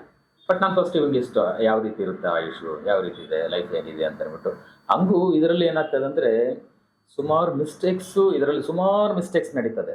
ಕಾರಣ ಎಲ್ಲಪ್ಪ ಅಂತಂದರೆ, ಹುಟ್ಟುವಾಗ ಈ ಡಾಕ್ಟರ್ಸ್ ಹತ್ರ ಎಲ್ರಿಗೂ ಪರ್ಫೆಕ್ಟ್ ಟೈಮ್ ಅನ್ನೋದು ಸಿಗೋದಿಲ್ಲ. ಯಾಕಂದರೆ ಅವ್ರಿಗೆ ಡಾಕ್ಟರ್ಸ್ನ ತಪ್ಪು ಹೇಳೋಕ್ಕಾಗೋದಿಲ್ಲ. ಯಾಕಂದರೆ ಅವ್ರ ಕೆಲಸ ಅವ್ರು ಮಾಡ್ತಿರ್ತಾರೆ. ಅವ್ರು ಹೆಣ್ಣು ಹೆಂಗೆ ಸೇವ್ ಮಾಡಬೇಕು, ಮಗುನ ಹೆಂಗೆ ಸೇವ್ ಮಾಡಬೇಕು ಅನ್ನೋ ಆ ತಾಪತ್ರದಲ್ಲಿ ಅವ್ರು ಇರ್ತಾರೆ. ಓಕೆ, ಅಂಥದ್ರಲ್ಲಿ ಇವ್ರು ಟೈಮ್ ನೋಡ್ತಾ ಕೂತ್ಕೊಳ್ಳೋಕ್ಕಾಗೋದಿಲ್ಲ ಅಂತಂದರೆ. ಬಟ್ ಕರೆಕ್ಟಾಗಿ ವಾಚ್ ಮಾಡಿ ಕರೆಕ್ಟಾಗಿ ಟೈಮ್ ಹೇಳೋದು ಅನ್ನೋದು ವೆರಿ ವೆರಿ ಇಂಪಾರ್ಟೆಂಟ್ ಅದು. ಬಟ್ ಅದಕ್ಕೆ ಯಾರನ್ನಾದ್ರೂ ಒಬ್ಬರು ಎಂಗೇಜ್ ಮಾಡಬೇಕಲ್ಲ, ಸ್ವಲ್ಪ ನೋಡಿ ಕರೆಕ್ಟಾಗಿ ಹೇಳಿ ಅಂತ ಹೇಳಿ ಮಾಡ್ಬೋದು. ಈಗ ಯಾಕಂದರೆ ಸುಮಾರು ಜನಕ್ಕೆ ಸಂಧಿ ಲಗ್ನ ಅಂತ ಬರ್ತದೆ. ಫಾರ್ ಎಕ್ಸಾಂಪಲ್ 2 hours ಒಂದು ಲಗ್ನ ಅನ್ಕೊಂಡ್ರೆ, 12 ಗಂಟೆಯಿಂದ 2 ಗಂಟೆ ತನಕ ಒಂದು ಲಗ್ನ ಅನ್ಕೊಳ್ಳಿ. 1:55ಕ್ಕೆ 2:05ಕ್ಕೆ ಹಂಗೆ ಹುಡ್ತಾರೆ. ಅವಾಗ ಅಲ್ಲಿ ಅವ್ರು ನೋಡೋ ಒಂದು ವಾಚಸ್ ಕ್ಲಾಕ್ಸ್ ಆಗಲಿ ಸ್ವಲ್ಪ 5 ನಿಮಿಷ 10 ನಿಮಿಷ ಹಿಂದೆ ಮುಂದೆ ಇದ್ರು ಸರಿ, ಆ ಟೈಮ್ ಅವ್ರು ಕ್ಯಾಚ್ ಮಾಡ್ಕೊಂಡು ಹೇಳಿದಾಗ ತಪ್ಪಾಗೋಗುತ್ತೆ. ಪ್ರಿಡಿಕ್ಷನ್ ತಪ್ಪಾಗೋಗುತ್ತೆ, ನಾವು ಹೇಳೋದು ತಪ್ಪಾಗೋಗುತ್ತೆ. ಅದಕ್ಕೆ ನಾವು ಫಸ್ಟ್ ಬಂದ ತಕ್ಷಣ ನಾವೇನು ಮಾಡ್ತೀವಿ, ಫಸ್ಟ್ ಟೈಮ್ ಅವರು ಡೀಟೇಲ್ಸ್ ಕೊಟ್ಟಾಗ ಆ ಟೈಮ್ ಫಸ್ಟ್ ನಾನು ನೋಡಿಕೊಂಡು ಅದು ಸಂಧಿ ಲಗ್ನ ಏನು ಅಂತ ಫಸ್ಟ್ ನಾನು ಚೆಕ್ ಮಾಡ್ತೀನಿ. ಫಸ್ಟ್ ಚೆಕ್ ಮಾಡೋದು ಅದು. ಏನೋ ಒಂದು ಕೊಟ್ಟರು ಅಂದ್ಬಿಟ್ಟು ಇಟ್ಕೊಂಡು ನಾವು ತಕ್ಕನಂಗೆ ಹೇಳ್ತಾ ಹೋದ್ರೆ ರಾಂಗ್ ಆಗೋಗುತ್ತೆ. ಫಸ್ಟ್ ಚೆಕ್ ಮಾಡಿ, ಫಸ್ಟ್ ಕ್ರಾಸ್ ಚೆಕ್ ಮಾಡ್ಕೋತೀನಿ. ಯಾರಿದ್ರು ಆ ಥರದಲ್ಲಿ ಇದ್ರ. ಈಗ 12 to 2 ಅಂತ ಹೇಳಿದ್ನಲ್ಲ ಒಂದು ಲಗ್ನ ಅಂತಂದ್ರೆ, ಆ ಮಧ್ಯದಲ್ಲಿ 1 o'clock ಕೊಟ್ಟಿದ್ರೆ ನಮ್ಗೆ ಭಯ ಇಲ್ಲ. 10 ನಿಮಿಷ ಹಿಂದೆ ಮುಂದೆ ಆದ್ರೂ ಆ ಲಗ್ನದಲ್ಲಿ ಇರ್ತಾರೆ. ಈ ಒಂದು ಲಗ್ನ ಎಂಡ್ ಆಗ್ತಿದೆ, ಇನ್ನೊಂದು ಲಗ್ನ ಸ್ಟಾರ್ಟ್ ಆಗ್ತಿದೆ ಅನ್ನುವಾಗ ನಾವು ಸ್ವಲ್ಪ ಕ್ಲಾರಿಫಿಕೇಶನ್ ತಗೋಬೇಕು. ಯಾರಿದ್ರು ಏನು ಅಂದ್ರೆ, ಪಕ್ಕದಲ್ಲಿ ಯಾರೋ ಸ್ವಲ್ಪ ನೋಡೋರು ಇದ್ರ, ಯಾರು ನೋಡಿ ಹೇಳಿದ್ರು, ಇದೆಲ್ಲ ಸ್ವಲ್ಪ ಡೀಪ್ ಆಗಿ ಕೇಳ್ತೀವಿ ನಾವು. ಕೇಳಿ ಆನಂತರ ಅದನ್ನ ನೋಡಕ್ಕೆ ಸ್ಟಾರ್ಟ್ ಮಾಡ್ತೀವಿ. ಯಾಕಂದ್ರೆ ಸುಮಾರು ಮಿಸ್ಟೇಕ್ಸ್ ಅಲ್ಲೂ ನಡೀಕ್ ಸಾಧ್ಯತೆ ಇದೆ. ಸೊ ಅದು ತಪ್ಪು ಕೊಟ್ಟಾಗ, ರಾಂಗ್ ಆಗಿ ಕೊಟ್ಟಾಗ ನಮ್ಮ ಪ್ರಿಡಿಕ್ಷನ್ಸ್ ನಾವು ಹೇಳುತ್ತ ಅಂದ್ರೆ ನಾವು ಹೇಳೋದು ಕರೆಕ್ಟ್ ಆಗಿರ್ತದೆ, ಅದು ತಕ್ಕನಾಗಿ ಇರ್ತದೆ. ಮೇಜರ್ ಪ್ರಾಬ್ಲಮ್ ಎಲ್ಲಿ ಬಂದಿತ್ತು, ಅವ್ರು ಕೊಡೋ ಟೈಮಲ್ಲೇ ಪ್ರಾಬ್ಲಮ್ ಆಗೋದಿರುತ್ತೆ. ಆ ರೀತಿ ಸುಮಾರು ಮಿಸ್ಟೇಕ್ಸ್ ನಡೀತದೆ. ಅದಕ್ಕೆ ನಾನು ಫಸ್ಟ್ ಟೈಮ್ ಚೆಕ್ ಮಾಡ್ಕೋಬೇಕು, ಕ್ರಾಸ್ ಚೆಕ್ ಮಾಡಬೇಕು ಫಸ್ಟ್. ಪ್ರತಿಯೊಬ್ಬರು ಅಸ್ಟ್ರಾಲಜರು ಇದನ್ನು ಸ್ವಲ್ಪ ಕರೆಕ್ಟಾಗಿ ಫಾಲೋ ಮಾಡ್ಬೇಕು. ಇದನ್ನು ಟೈಮಿಂಗ್ಸ್ ಕರೆಕ್ಟಾಗಿ ಅದು ಕ್ರಾಸ್ ಚೆಕ್ ಮಾಡ್ಕೋದು ತುಂಬಾ ಇಂಪಾರ್ಟೆಂಟ್. ಸರ್ ಆಕ್ಚುಲಿ ಈಗ ಹಳ್ಳಿ ಕಡೆ ಎಲ್ಲ ನೀವು ತಗೊಂಡ್ರೆ ಎಷ್ಟೊಂದ್ ಜನ ಅಸ್ಟ್ರಾಲಜಿ ಅನ್ನೋದೇ ಗಂಧ ಗಾಳಿನೇ ಗೊತ್ತಿರಲ್ಲ.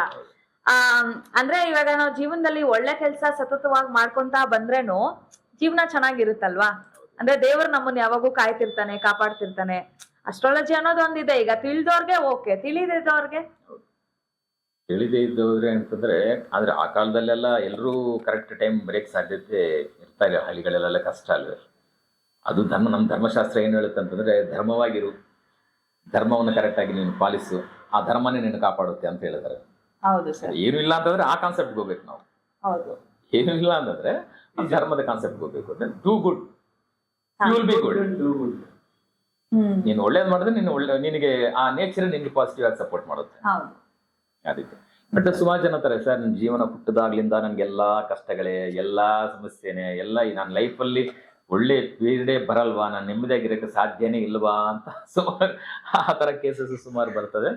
ಬಟ್ ಅದು ಅಗೈನ್ ಸೇಮ್ ಹಾರೋಸ್ಕೋಪಲ್ಲಿ ಆ ಸಿಚುವೇಶನ್, ಆ ಹುಟ್ಟಿದ ಸಮೇತ ಅಂದರೆ ಕರ್ಮಾನುಸಾರ ಆ ಟೈಮ್ ಹುಟ್ಟಿದಾಗ ಆ ಎಲ್ಲ ವರ್ಸ್ಟ್ ಪೀರಿಯಡೇ ಕಂಟಿನ್ಯೂ ಆಗ್ತಾ ಇರ್ತದೆ. ಅಂಥವರು ಕಷ್ಟ ಕಂಟಿನ್ಯೂಸ್ ಬರ್ತಾನೆ ಇರ್ತದೆ. ಬಟ್ ಅಂಥ ಸಂದರ್ಭದಲ್ಲೂ ಕೆಲವೊಂದು ಮಂತ್ರದ ಚಾಂಟಿಂಗ್, ಭಗವಂತ ಉಚ್ಚಾರಣೆಯಿಂದ, ಟೆಂಪಲ್ ವಿಸಿಟ್ಸಿಂದ, ಒಳ್ಳೆ ಕೆಲಸಗಳನ್ನು ಕಾರ್ಯಗಳನ್ನು ಮಾಡೋದ್ರಿಂದ ಮಿನಿಮೈಸ್ ಮಾಡ್ಬೋದು.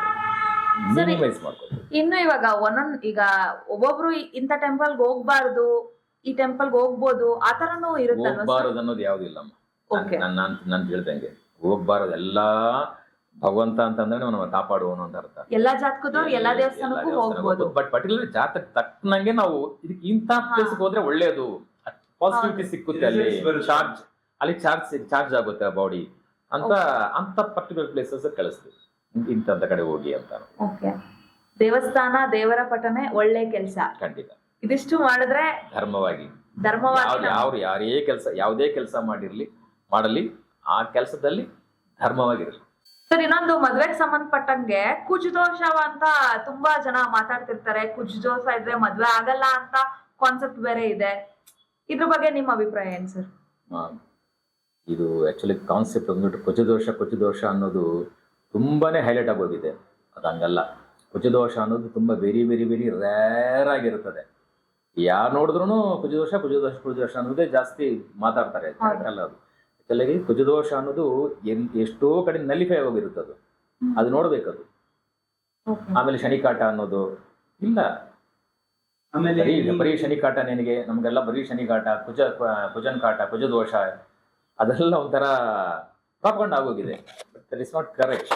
ಮೋಸ್ಟ್ ಆಫ್ ದ ಕೇಸಸ್ ಕುಜದೋಷ ಅನ್ನೋದು ಅವಾಯ್ಡ್ ಆಗೋಗಿರುತ್ತೆ. ಕ್ಲಿಯರ್ ಆಗಿ ನೋಡ್ಬೇಕು. ಆ ಥರ ಅದೇ ರೀತಿ ಆಮೇಲೆ ಶನಿ ಮೇಲೆ ಹಾಕ್ಬಿಡೋದು. ಶನಿ ಭಗವಾನ್ ಹಿಂಗೆ ಆಗೋಯ್ತು, ಶನಿ ಕಾಟ ಇದೆ ನಿಮಗೆ.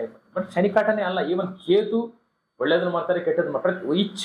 ಪ್ರತಿ ಒಂದು ಪ್ಲಾನೆಟ್ ಒಳ್ಳೇದು ಮಾಡುತ್ತೆ, ಕೆಟ್ಟದ್ದು ಮಾಡುತ್ತೆ. ಯಾರ್ಯಾರು ಯಾವ ಟೈಮಲ್ಲಿ ಹೆಂಗೆ ಇದ್ದಾರೆ ಅಂತ ನೋಡ್ಕೊಂಡು ತಕ್ಕನಂಗೆ ಗೈಡೆನ್ಸ್ ತಗೊಳ್ಳೋದು ಕರೆಕ್ಟ್. ಪ್ರತಿ ಒಂದು ಗ್ರಹನೂ ಒಳ್ಳೇದೇ, ಪ್ರತಿ ಒಂದು ಗ್ರಹನೂ ಕೆಟ್ಟದೆ. ಹಂಗೆ ಬಂದಾಗ ಈಗ ಗುರುಗ್ರಹನೂ ಒಳ್ಳೇದು ಮಾಡುತ್ತೆ, ಗುರುಗ್ರಹ ಕೆಟ್ಟದ್ದು ಮಾಡುತ್ತೆ. ಕೆಲವನ್ನ ಸಾಯಿಸೋದು ಗುರುಗ್ರಹನೇ, ಹಣ ಕೊಡೋದು ಗುರುಗ್ರಹನೇ ಕೆಲವೊಂದು ಜಾತಕದಲ್ಲಿ. ಆ ರೀತಿ ಪ್ರತಿ ಒಂದು ಪ್ಲಾನೆಟ್ಗೆ ಎಲ್ಲ ಕಂಪ್ಲೀಟ್ ಅಪವಾದ ಪೂರ್ತಿ ಒಂದೇ ಪ್ಲಾನೆಟ್ ಮೇಲೆ ಹಾಕೋದು ಕರೆಕ್ಟ್ ಅಲ್ಲ ಸರ್.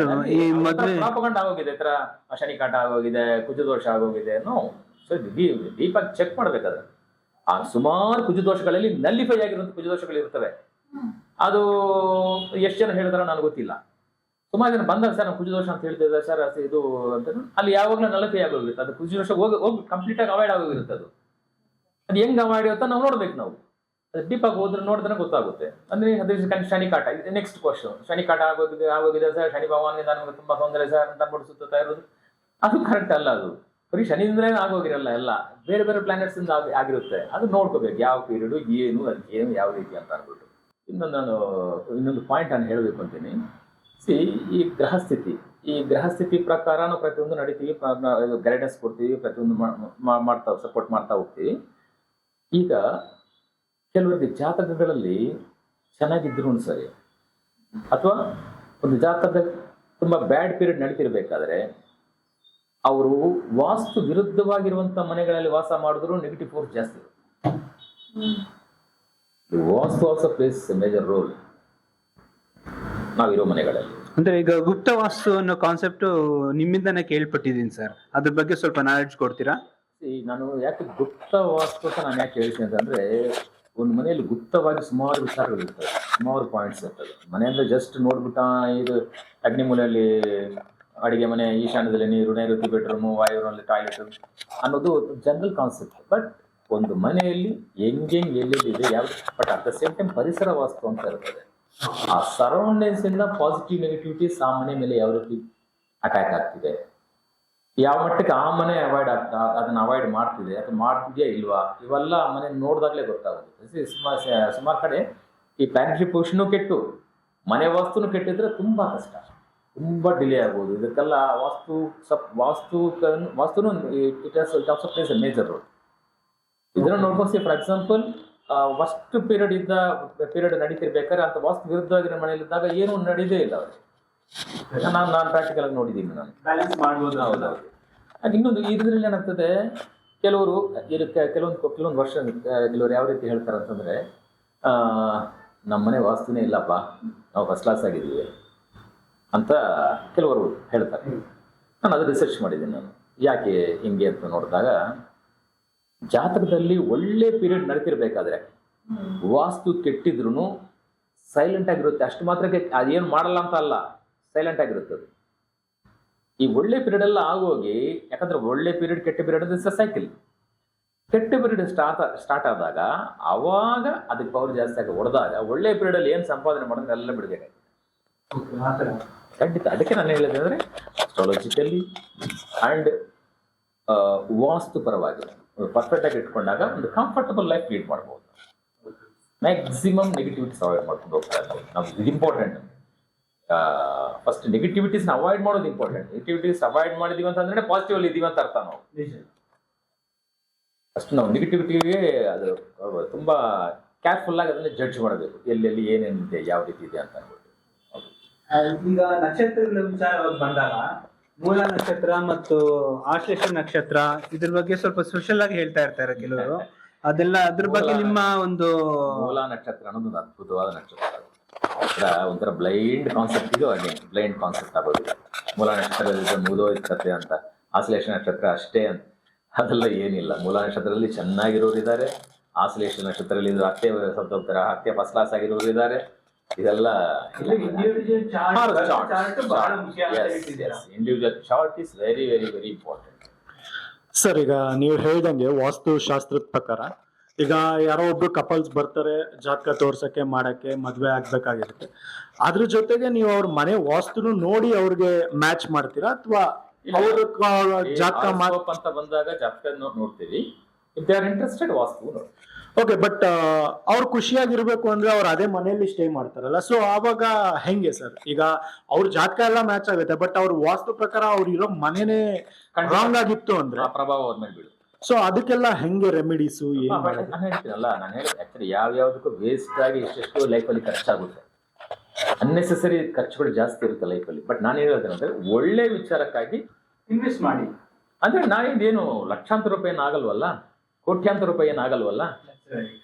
ಓಕೆ, ನಮ್ಮ ಒಂದು ಇದರಲ್ಲಿ ಕಂಟ್ರೋಲ್ ಅಲ್ಲಿ ಇರ್ತದಲ್ಲ, ನಮ್ಮ ನಾವು ಫ್ಲೆಕ್ಸಿಬಲ್ ಆಗೇ ಇರ್ತದೆ ಪ್ರತಿಯೊಂದು. ಒಳ್ಳೆದಕ್ಕೆ ನಾವು ಒಳ್ಳೆದಕ್ಕೆ ಖರ್ಚು ಮಾಡೋದ್ರಲ್ಲಿ ತಪ್ಪೇನಿದೆ? ಅದು ಇನ್ವೆಸ್ಟ್ಮೆಂಟ್ ಅಂತ ಲೆಕ್ಕ ತಗೋಬೇಕು. ಇನ್ವೆಸ್ಟ್ಮೆಂಟ್ ಖಂಡಿತ ಇನ್ವೆಸ್ಟ್ಮೆಂಟ್, ನೆಗೆಟಿವ್ ಅವಾಯ್ಡ್ ಆಗೋಗುತ್ತಲ್ಲ ನಿಮ್ಗೆ. ಖಂಡಿತ ಹೆವಿ ಇನ್ವೆಸ್ಟ್ಮೆಂಟ್ ಅಂತ ಹೇಳ್ಬೋದು ನಾವು. ಚೆನ್ನಾಗಿ ಒಂದು ಒಳ್ಳೆ ಮನೆಯಲ್ಲಿ ವಾಸ ಇದೀವಿ, ಕರೆಕ್ಟ್ ಗೈಡೆನ್ಸ್ ಅಲ್ಲಿ ನಾವು ಕರೆಕ್ಟ್ ಆಗಿ ಮುಂದಕ್ಕೆ ಹೋಗ್ತಾ ಇದೀವಿ ಲೈಫ್ ಡೆಫಿನೆಟ್ಲಿ. ಸರ್, ಈಗ ಯಾರೋ ಇದ್ದು ಮನೆನ ತಗೊಳೋದು ಎಷ್ಟು ಸೂಕ್ತ? ಈಗ ಆಕ್ಚುಲಿ ಸೆಕೆಂಡ್ಸ್ ಮನೆ ತಗೋತಾರೆ ತುಂಬಾ ಜನ. ಯಾರೋ ಇದ್ದು ಬದುಕಿ ಬಾಳಿ ಅಲ್ಲಿ ಇದ್ನೇನೋ ಆಗಿರುತ್ತೆ, ನಮಗ್ ಗೊತ್ತಿರಲ್ಲ. ಬಟ್ ಆದ್ರೂ ಈಗ ಸೆಕೆಂಡ್ಸ್ ಮನೆ ತಗೊಳೋದು ಎಷ್ಟು ಒಳ್ಳೇದು ಅಥವಾ ತಗೋಬೋದಾ? ಈಗ ಸೆಕೆಂಡ್ಸ್ ಮನೆ ಅಂತೀರಿ, ಸೆಕೆಂಡ್ಸ್ ಮನೆ ಚೆನ್ನಾಗಿ ಬಾಳಿ ಹೋಗಿರೋರು ಇರ್ತಾರೆ, ಕೆಟ್ಟು ಬೀದಿಗೆ ಬಂದು ಮಾರ್ಕೊಂಡು ಹೋಗಿರೋರು ಇರ್ತಾರೆ. ಟೂ ಟೈಪ್ಸ್ ಆಫ್ ಪೀಪಲ್ ಅಲ್ಲಿ ಇರ್ತಾರೆ. ಬಟ್ ಯಾವುದೇ ಮನೆ ತಗೊಂಡ್ರು ಅದನ್ನ ಕರೆಕ್ಟ್ ಮಾಡ್ಕೋಬಹುದು ನಾವು ವಾಸ್ತು ಪ್ರಕಾರ. ಸೊಲ್ಯೂಷನ್ಸ್ ಇದೆ, ಖಂಡಿತ ಇದೆ. ಪ್ರತಿಯೊಂದಕ್ಕೂ ಸೊಲ್ಯೂಷನ್ ಇದೆ, ದಾರಿ ಇದೆ. ನಾನು ಸಮಸ್ಯೆಗಳು ಹೇಳ್ತಾ ಬಂದೆ. ಇದೆಲ್ಲ ಆ ಸಬ್ಜೆಕ್ಟ್ ಪ್ರಕಾರ, ಆ ಸ್ಥಿತಿ ಪ್ರಕಾರ ಹಿಂಗಿರುತ್ತೆ ಅಂತ ಅನ್ನೋದು ಒಂದು ಕಾನ್ಸೆಪ್ಟ್.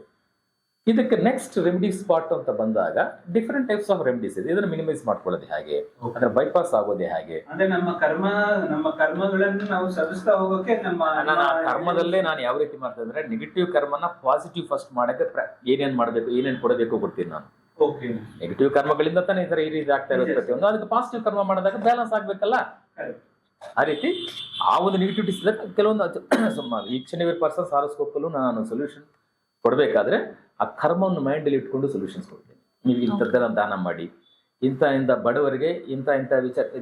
ಫಾರ್ ಎಕ್ಸಾಂಪಲ್, ಕೆಲವರು ಬಡ ಮಕ್ಕಳಿಗೆ ಎಜುಕೇಶನ್ ಯಾಕೆ ಖರ್ಚು ಮಾಡಿ, ಬಡ ಮಕ್ಕಳಿಗೆ ಅಥವಾ ಬಡವರಿಗೆ ಈಗ ಇದು ನಾಟ್ ಓನ್ಲಿ ಮದುವೆ, ಓಲ್ಡ್ ಏಜ್ ಹೋಮ್ ಅಂತ ಕಡೆ ಹೋಗ್ಬಿಟ್ಟು ಅವರಿಗೆ ಯಾವುದೋ ಒಂದು ರೂಪದಲ್ಲಿ ಸಹಾಯ ಮಾಡಿ. ಯಾವತ್ತೂ ಈ ಪಾಸಿಟಿವ್ ನಾವು ಒಳ್ಳೆಯದನ್ನು ಮಾಡ್ತಾ ಬಂದಾಗ, ದಾನ ಧರ್ಮಗಳು, ಈ ಪುಣ್ಯನ ಹೆಚ್ಚಿಸ್ಕೊತಾ ಬಂದಾಗ ಪಾಪ ಅನ್ನೋದು ಆಟೋಮೆಟಿಕ್ ಮಿನಿಮೈಸ್ ಆಗ್ತದೆ, ಪಾಪ ಕರ್ಮ ಅನ್ನೋದು ಆಟೋಮೆಟಿಕ್ ಮಿನಿಮೈಸ್ ಆಗ್ತಾ ಹೋಗುತ್ತೆ. ಅದೊಂದು ಕಾನ್ಸೆಪ್ಟ್. ಆ ಕಾನ್ಸೆಪ್ಟ್ ಅಲ್ಲಿ ಅದನ್ನ ಬ್ಯಾಲೆನ್ಸ್ ಮಾಡ್ತಾನೆ ಸೊಲ್ಯೂಷನ್ಸ್ ಕೊಡೋದು ನಾವು. ಯಾವುದು ಬಿಡಲ್ಲ ನಾವು. ಕರ್ಮ ಸಿದ್ಧಾಂತ ಅಂತ ಕಳ್ಕೊತೀವಿ. ನೆಕ್ಸ್ಟ್ ಭಗವಂತ ಕೊಟ್ಟಿರುವಂತ ಒಂದು ಸೊಲ್ಯೂಷನ್ಸ್ ನ ಚಾಂಟಿಂಗ್ಸ್ ಆಗ್ಬೋದು, ದೇವಸ್ಥಾನ ಆಗ್ಬೋದು, ಅಥವಾ ಸೂಕ್ಷ್ಮ ಪರಿಹಾರ ಅಂತೀವಿ ನಾವು. ಸುಮಾರು ರೆಮಿಡೀಸ್ ಏನೇನು ಯಾವ ರೀತಿ ಮಾಡೋದ್ರಿಂದ ಅದನ್ನ ಮಿನಿಮೈಸ್ ಮಾಡ್ಕೋಬಹುದು, ಯಾವ ರೀತಿ ಅವಾಯ್ಡ್ ಮಾಡ್ಬೋದು ಕೆಲವು ಸಮಯಗಳಲ್ಲಿ. ಇದೆಲ್ಲ ನಾವು ಡಿಫ್ರೆಂಟ್ ರೂಟ್ಸ್, ಡಿಫ್ರೆಂಟ್ ಸೊಲ್ಯೂಷನ್ಸ್ ಮಾರ್ಗಗಳಿವೆ, ಅದನ್ನು ಉಪಯೋಗಿಸಿ ಮಾಡ್ಬೋದು. ಆನಂತರ ನೆಕ್ಸ್ಟ್ ಈಗ ಹೆಲ್ತ್ ಪಾರ್ಟ್ ಬಂದಾಗ ಪ್ರತಿಯೊಬ್ಬರಿಗೂ ಹೆಲ್ತ್ ಇಶ್ಯೂಸೇ. ಈಗ ಪ್ರತಿಯೊಬ್ಬರಿಗೂ ಹೆಲ್ತ್ ಇಶ್ಯೂಸೇ. ಹೆಲ್ತ್ ವಿಚಾರದಲ್ಲಿ ನಮಗೆ ಅದ್ಭುತವಾದ ಕಾನ್ಸೆಪ್ಟ್ಸ್ ನಮ್ಮ ಋಷಿಮುನಿಗಳ ಕಡೆಯಿಂದ ಬಂದಿದೆ. ಮುದ್ರಾ ಟೆಕ್ನಿಕ್ಸ್, ಷಟ್ ಚಕ್ರಾಸ್. ಪ್ರತಿಯೊಬ್ಬರಿಗೂ ಸಮಸ್ಯೆ ಅನ್ನೋದು ಫಸ್ಟ್ ಚಕ್ರಾಸ್ ಅಟ್ಯಾಕ್ ಆಗುತ್ತೆ. ಅದು ಎನರ್ಜಿ ಬಾಡಿಯಲ್ಲಿ ಇರ್ತದೆ ಚಕ್ರ. ಆ ಚಕ್ರದಿಂದ ದೇಹಕ್ಕೆ ಬರ್ತದೆ. ಷಟ್ ಚಕ್ರಾಸ್ನ ನಾವು ಪಾಸಿಟಿವ್ ಆಗಿ ಇಟ್ಕೊಂಡಾಗ, ಎನರ್ಜೈಸ್ ಮಾಡಿಕೊಂಡಾಗ ರೋಗಗಳನ್ನ ಅವಾಯ್ಡ್ ಮಾಡಬಹುದು. ಹೆಂಗೆ ಎನರ್ಜೈಸ್ ಮಾಡ್ಕೋಬಹುದು ಸರ್? ಅದೊಂದು ಕಾನ್ಸೆಪ್ಟ್, ಟೆಕ್ನಿಕ್ಸ್ ಇದೆ. ಒಂದೊಂದು ಚಕ್ರವನ್ನು ಯಾವ ರೀತಿ ನಾವು ಅದನ್ನ ಪಾಸಿಟಿವ್ ಆಗಿ ಮಾಡ್ಕೋಬೇಕು. ಮಂತ್ರದ ಮೂಲಕ ಇದೆ, ಮುದ್ರಾ ಮೂಲಕ ಇದೆ. ನೆಕ್ಸ್ಟ್ ಈ ಕೆಲವೊಂದು ಪ್ರಾಣಾಯಾಮ ಟೆಕ್ನಿಕ್ ಆ ಟೆಕ್ನಿಕ್ಸ್ ಯೂಸ್ ಮಾಡ್ಕೊಂಡು ಅದನ್ನ ಬ್ಯಾಲೆನ್ಸ್ ಮಾಡ್ಕೋಬಹುದು. ಆನಂತರ ನಿಮಗೆ ಅದರಲ್ಲಿ ಕೆಲವು ಮಂತ್ರೋಚ್ಚಾರಣೆಗಳು ಇದೆ. ಕೆಲವು ಮಂತ್ರಗಳನ್ನ ಉಪಯೋಗಿಸಿ ಮಂತ್ರಗಳನ್ನ ಚಾಂಟ್ ಮಾಡ್ತಾ ಇರೋದ್ರಿಂದ ಆ ಪರ್ಟಿಕ್ಯುಲರ್ ಆಗಿ ಆ ಒಂದು ವಿಚಾರವನ್ನು ಪಾಸಿಟಿವ್ ಆಗಿ ನೆಗೆಟಿವಿಟಿನ ಪಾಸಿಟಿವ್ ಆಗಿ ಟರ್ನ್ ಮಾಡೋ ಒಂದು ಕಾನ್ಸೆಪ್ಟ್ಸ್ ಇದೆ. ಹೆಲ್ತ್ ತುಂಬಾ ಇಂಪಾರ್ಟೆಂಟ್. ಆ ಹೆಲ್ತ್ನ ನಾವು ಪ್ರತಿಯೊಬ್ಬರಿಗೂ health is very very important. ಎಷ್ಟೇ ಸಂಪಾದನೆ ಮಾಡಿದ್ರು 3 ಹೊತ್ತು ಊಟ ಮಾಡಕ್ಕೂ ಆ ದೇಹ ಸಪೋರ್ಟ್ ಮಾಡಿಲ್ಲ ಅಂತಂದ್ರೆ ವಾಟ್ಸ್ ದ ಯೂಸ್ ಆಫ್ ಏರ್ನಿಂಗ್. ಹಾಗಾಗಿ ಹೆಲ್ತ್ ವೆರಿ ಇಂಪಾರ್ಟೆಂಟ್. ಅದಕ್ಕೂ ಅಷ್ಟೇ ಪ್ರತಿಯೊಬ್ಬರಿಗೂ ಆ ಹೆಲ್ತ್ ವಿಚಾರದಲ್ಲಿ ಯಾವ್ಯಾವ ಮುದ್ರಾಸ್ ಎಷ್ಟೋ ರೋಗಗಳು ಅದನ್ನ ಯಾವ್ಯಾವ ಆ ರೋಗ ತಕ್ಕನಂಗೆ ಕೆಲವೊಂದು ಮುದ್ರಾಸು ಸಪೋರ್ಟ್ ಮಾಡುತ್ತೆ ನಮಗೆ. ಚಕ್ರಾಸ್ ಆಕ್ಟಿವೇಶನ್ ಆಗಲಿ, ಆ ಚಕ್ರ ಸಂಬಂಧಪಟ್ಟ ಅದಕ್ಕೆ ಸಂಬಂಧಪಟ್ಟ ಆ ಒಂದು ಧ್ಯಾನಗಳಿದೆ, ಚಕ್ರ ಮೆಡಿಟೇಷನ್ಸ್ ಇದೆ. ಇವೆಲ್ಲ ಮಾಡೋದ್ರ ಮೂಲಕ ಅದನ್ನ ಬ್ಯಾಲೆನ್ಸ್ ಮಾಡ್ಕೋಬಹುದು. ಪ್ರತಿಯೊಂದು ನಮ್ಮ ಕೈಲಿದೆ. ನಾವು ಅದನ್ನ ಕರೆಕ್ಟ್ ಪಾತ್ ಅಲ್ಲಿ ಕರೆಕ್ಟ್ ಆಗಿ ಅದನ್ನ ಕರೆಕ್ಟ್ ಸಬ್ಜೆಕ್ಟ್ ನಾವು ಕರೆಕ್ಟ್ ಆಗಿ ಬಳಸ್ಕೊಂಡಾಗ ಆ ಫಲ ಅನ್ನೋದು ಇದ್ದೇ ಇದೆ. ಕೆಲವೊಂದು ಸುಮಾರು ರೆಮಿಡೀಸ್ ಕೊಡ್ತೀವಿ, ಆಲ್ಮೋಸ್ಟ್ ಯಾರು ಆಗಿಲ್ಲ ಅಂತ ಬರಲ್ಲ. ಅಪರೂಪಕ್ಕೆ ಯಾರಾದ್ರೂ ಬಂದ್ರು ಅಂದ್ರೆ ಅವ್ರು ಏನು ಮಾಡಿಲ್ಲ ಕ್ಲಿಯರ್, ಅವ್ರು ಏನು ಮಾಡಿಲ್ಲ ಅಂತ ಅರ್ಥ. ಒಪ್ಕೋತಾರೆ, ಹೌದು ಸರ್ ನಾವು ಮಾಡಿಲ್ಲ ಅಂತಾರೆ. ಡಾಕ್ಟರ್ ಪ್ರಿಸ್ಕ್ರಿಪ್ಷನ್ ಕೊಟ್ಟರೆ ಮೆಡಿಸಿನ್ಸ್ ಕೊಡ್ತಾರೆ. ಆ ಮೆಡಿಸಿನ್ಸ್ ತಗೊಳ್ಳಿಲ್ಲ ಅಂತಂದ್ರೆ ನೀವು ರೋಗ ಹೋಗ್ಬಿಡ್ಬೇಕಾದ್ರೆ ಹೆಂಗ್ ಹೋಗುತ್ತೆ? ಅದು ನಾವು ಕಷ್ಟಪಟ್ಟು ಡಿಫ್ರೆಂಟ್ ರೂಟ್ಸ್ ಅಲ್ಲಿ ಹುಡುಕ್ತೀವಿ ನಾವು. ಈ ಜಾತಕ ನಾನು ಯಾವ ರೀತಿ ಮಾಡ್ತೀವಿ ಅಂತಂದ್ರೆ ಜಾತಕ ನೋಡ್ಬಿಟ್ಟು ಇದೆಲ್ಲ ಏನು ಪಾಸಿಟಿವಿಟೀಸ್ ಏನೇನು ನೆಗೆಟಿವಿಟೀಸ್ ಇದೆ, ಇದಕ್ಕೆ ಏನೆಲ್ಲ ಮಾಡ್ಬೋದು, ಯಾವ್ಯಾವ್ದ್ರ ಸಬ್ಜೆಕ್ಟ್ಸ್ನ ಉಪಯೋಗಿಸಿ ಇದನ್ನ ಬ್ಯಾಲೆನ್ಸ್ ಮಾಡ್ಬೋದು. ಈ ರೀತಿ ನಾವೆಲ್ಲ ಸಬ್ಜೆಕ್ಟ್ಸ್ನ ಇಲ್ಲಿ ಇನ್ಕ್ಲೂಡ್ ಮಾಡ್ತೀನಿ ನಾನು. ಆವಾಗ ಆಟೋಮೆಟಿಕಲಿ ಒಂದಲ್ಲ ಒಂದು ರೂಟ್ ಇಂದ ಕ್ಲಿಯರ್ ಆಗೇ ಆಗುತ್ತೆ, ಸಮಸ್ಯೆಯಿಂದ ಆಚೆ ಬಂದು ಸಾಧ್ಯತೆ. ಸರ್, ಇನ್ನೊಂದು ವಿಚಾರ, ಮದ್ವೆ ಈಸ್ ಆಲ್ ಅಬೌಟ್ ಕಂಪ್ಯಾಟಬಿಲಿಟಿ. ಒಂದ್ ಗಂಡ ಹೆಂಡತಿಗಾಗಿರ್ಬೋದು, ಅತ್ತೆ ಮಾವಂಗಾಗಿರ್ಬೋದು. ಒಳ್ಳೆ ಕ್ವಶನ್ ಅಮ್ಮ ಇದು. ಆಕ್ಚುಲಾಗಿ ಇದು ಹೇಳ್ತೀನಿ, ನಾನೇ ಹೇಳ್ಬೇಕು ಅಂತ ಇದ್ದೇನೆ. C, before marriage planetary question ನಾವು ಇಬ್ಬರು ಎರಡನ್ನೂ ಚೆಕ್ ಮಾಡ್ತೀವಿ ಅಂತ ಹೇಳ್ತೀವಲ್ಲ, ಬಿಫೋರ್ ಮ್ಯಾರೇಜ್ ಕೌನ್ಸಿಲಿಂಗ್ ಮಾಡಿಸ್ಕೊಡೋದು ಉತ್ತಮ. ಪ್ರತಿಯೊಬ್ಬರು ಅವರು ಗಂಡು ಅನ್ನೋನು ಒಬ್ಬ ಗಂಡು ಹುಡುಗ ನಾನು ಕಿಂಗ್ ಅನ್ಕೋತಾನೆ, ಹೆಣ್ಣು ನಾನು ಕ್ವೀನ್ ಅನ್ಕೋತಾಳೆ. ಇದು ಜನರಲ್ ಕಾನ್ಸೆಪ್ಟ್ ಇದು. ಬಟ್ ಅವ್ರವ್ರಿಗೆ ಏನೇನು ನೆಗೆಟಿವಿಟೀಸ್ ಇರುತ್ತೆ ಅಂತ ಅವ್ರಿಗೆ ಗೊತ್ತಾಗಲ್ಲ. ಮುಂಚಿತವಾಗಿ ಬಂದಾಗಲೇ ನಾವು ಕೌನ್ಸಿಲಿಂಗ್ ಬಂದಾಗ ಇಂಥ ವಿಚಾರಗಳಲ್ಲಿ ನಿನಗೆ ಈ ನೆಗೆಟಿವಿಟೀಸ್ ಬರುತ್ತಿದೆ, ನಿಮ್ಗೆ ಈ ರೀತಿ ಬರುತ್ತಿದೆ, ಈ ಒಂದು ವಿಚಾರ ಬಂದಾಗ ಅಡ್ಜಸ್ಟ್ ಮಾಡ್ಕೊಂಡು ಹೋಗ್ಬೇಕು ಅಂತ ಬಿಫೋರ್ ಮ್ಯಾರೇಜ್ ಕೌನ್ಸಿಲಿಂಗ್ ಇರುತ್ತೆ. ಎಜುಕೇಶನ್ ಪ್ರಿಪೇರ್ ಆಗಿರ್ತಾರೆ. ಅವಾಗ ಹೇಳ್ತಾರಲ್ಲ ಇವರು ಇಂಥ ಸಿಚುವೇಶನ್ ಬರ್ತಿದೆ, ನಾವು ಕೇರ್ಫುಲ್ ಆಗಿರ್ಬೇಕು ಅಂತ ಅಂದ್ಬಿಟ್ಟು ಅಡ್ಜಸ್ಟ್ ಮಾಡ್ಕೊಂಡು ಹೋಗ್ತಾರೆ. ಆಮೇಲೆ ಬಿಫೋರ್ ಎಜುಕೇಶನಲ್ಲೂ ಅಷ್ಟೇ, ಎಜುಕೇಶನಲ್ಲೂ ಕೌನ್ಸಿಲಿಂಗ್ ಕೊಡ್ತೀವಿ. ಹೆಂಗಿರ್ಬೇಕು, ಈ ಪೀರಿಯಡ್ ಅಲ್ಲಿ ಹೆಂಗಿರ್ಬೇಕು, ಈ ಕೆಟ್ಟು ಪೀರಿಯಡ್ ಬರ್ತಿದೆ, ಇಂಥ ಒಂದು ಸಹವಾಸಗಳು ರಾಂಗ್ ರೂಟ್ಗೆ ಹೋಗೋಕ್ಕೆ ಸಾಧ್ಯತೆ ಇರುತ್ತೆ, ಸ್ವಲ್ಪ ಕೇರ್ಫುಲ್ ಆಗಿ ಅಂತ ಪೇರೆಂಟ್ಸ್ಗೂ ಎಚ್ಚರಿಕೆ ಕೊಡ್ತೀವಿ, ಇವ್ರಿಗೂ ಎಚ್ಚರಿಕೆ ಕೊಡ್ತೀವಿ. ಪ್ರತಿಯೊಂದು ಬಿಫೋರ್ ಮುಂಚಿತವಾಗಿ ಇದಿದೆ ಹುಷಾರಾಗಿ ಸ್ಟೆಪ್ ಹಾಕಿ ಹುಷಾರಾಗಿ ಹೋಗಿ.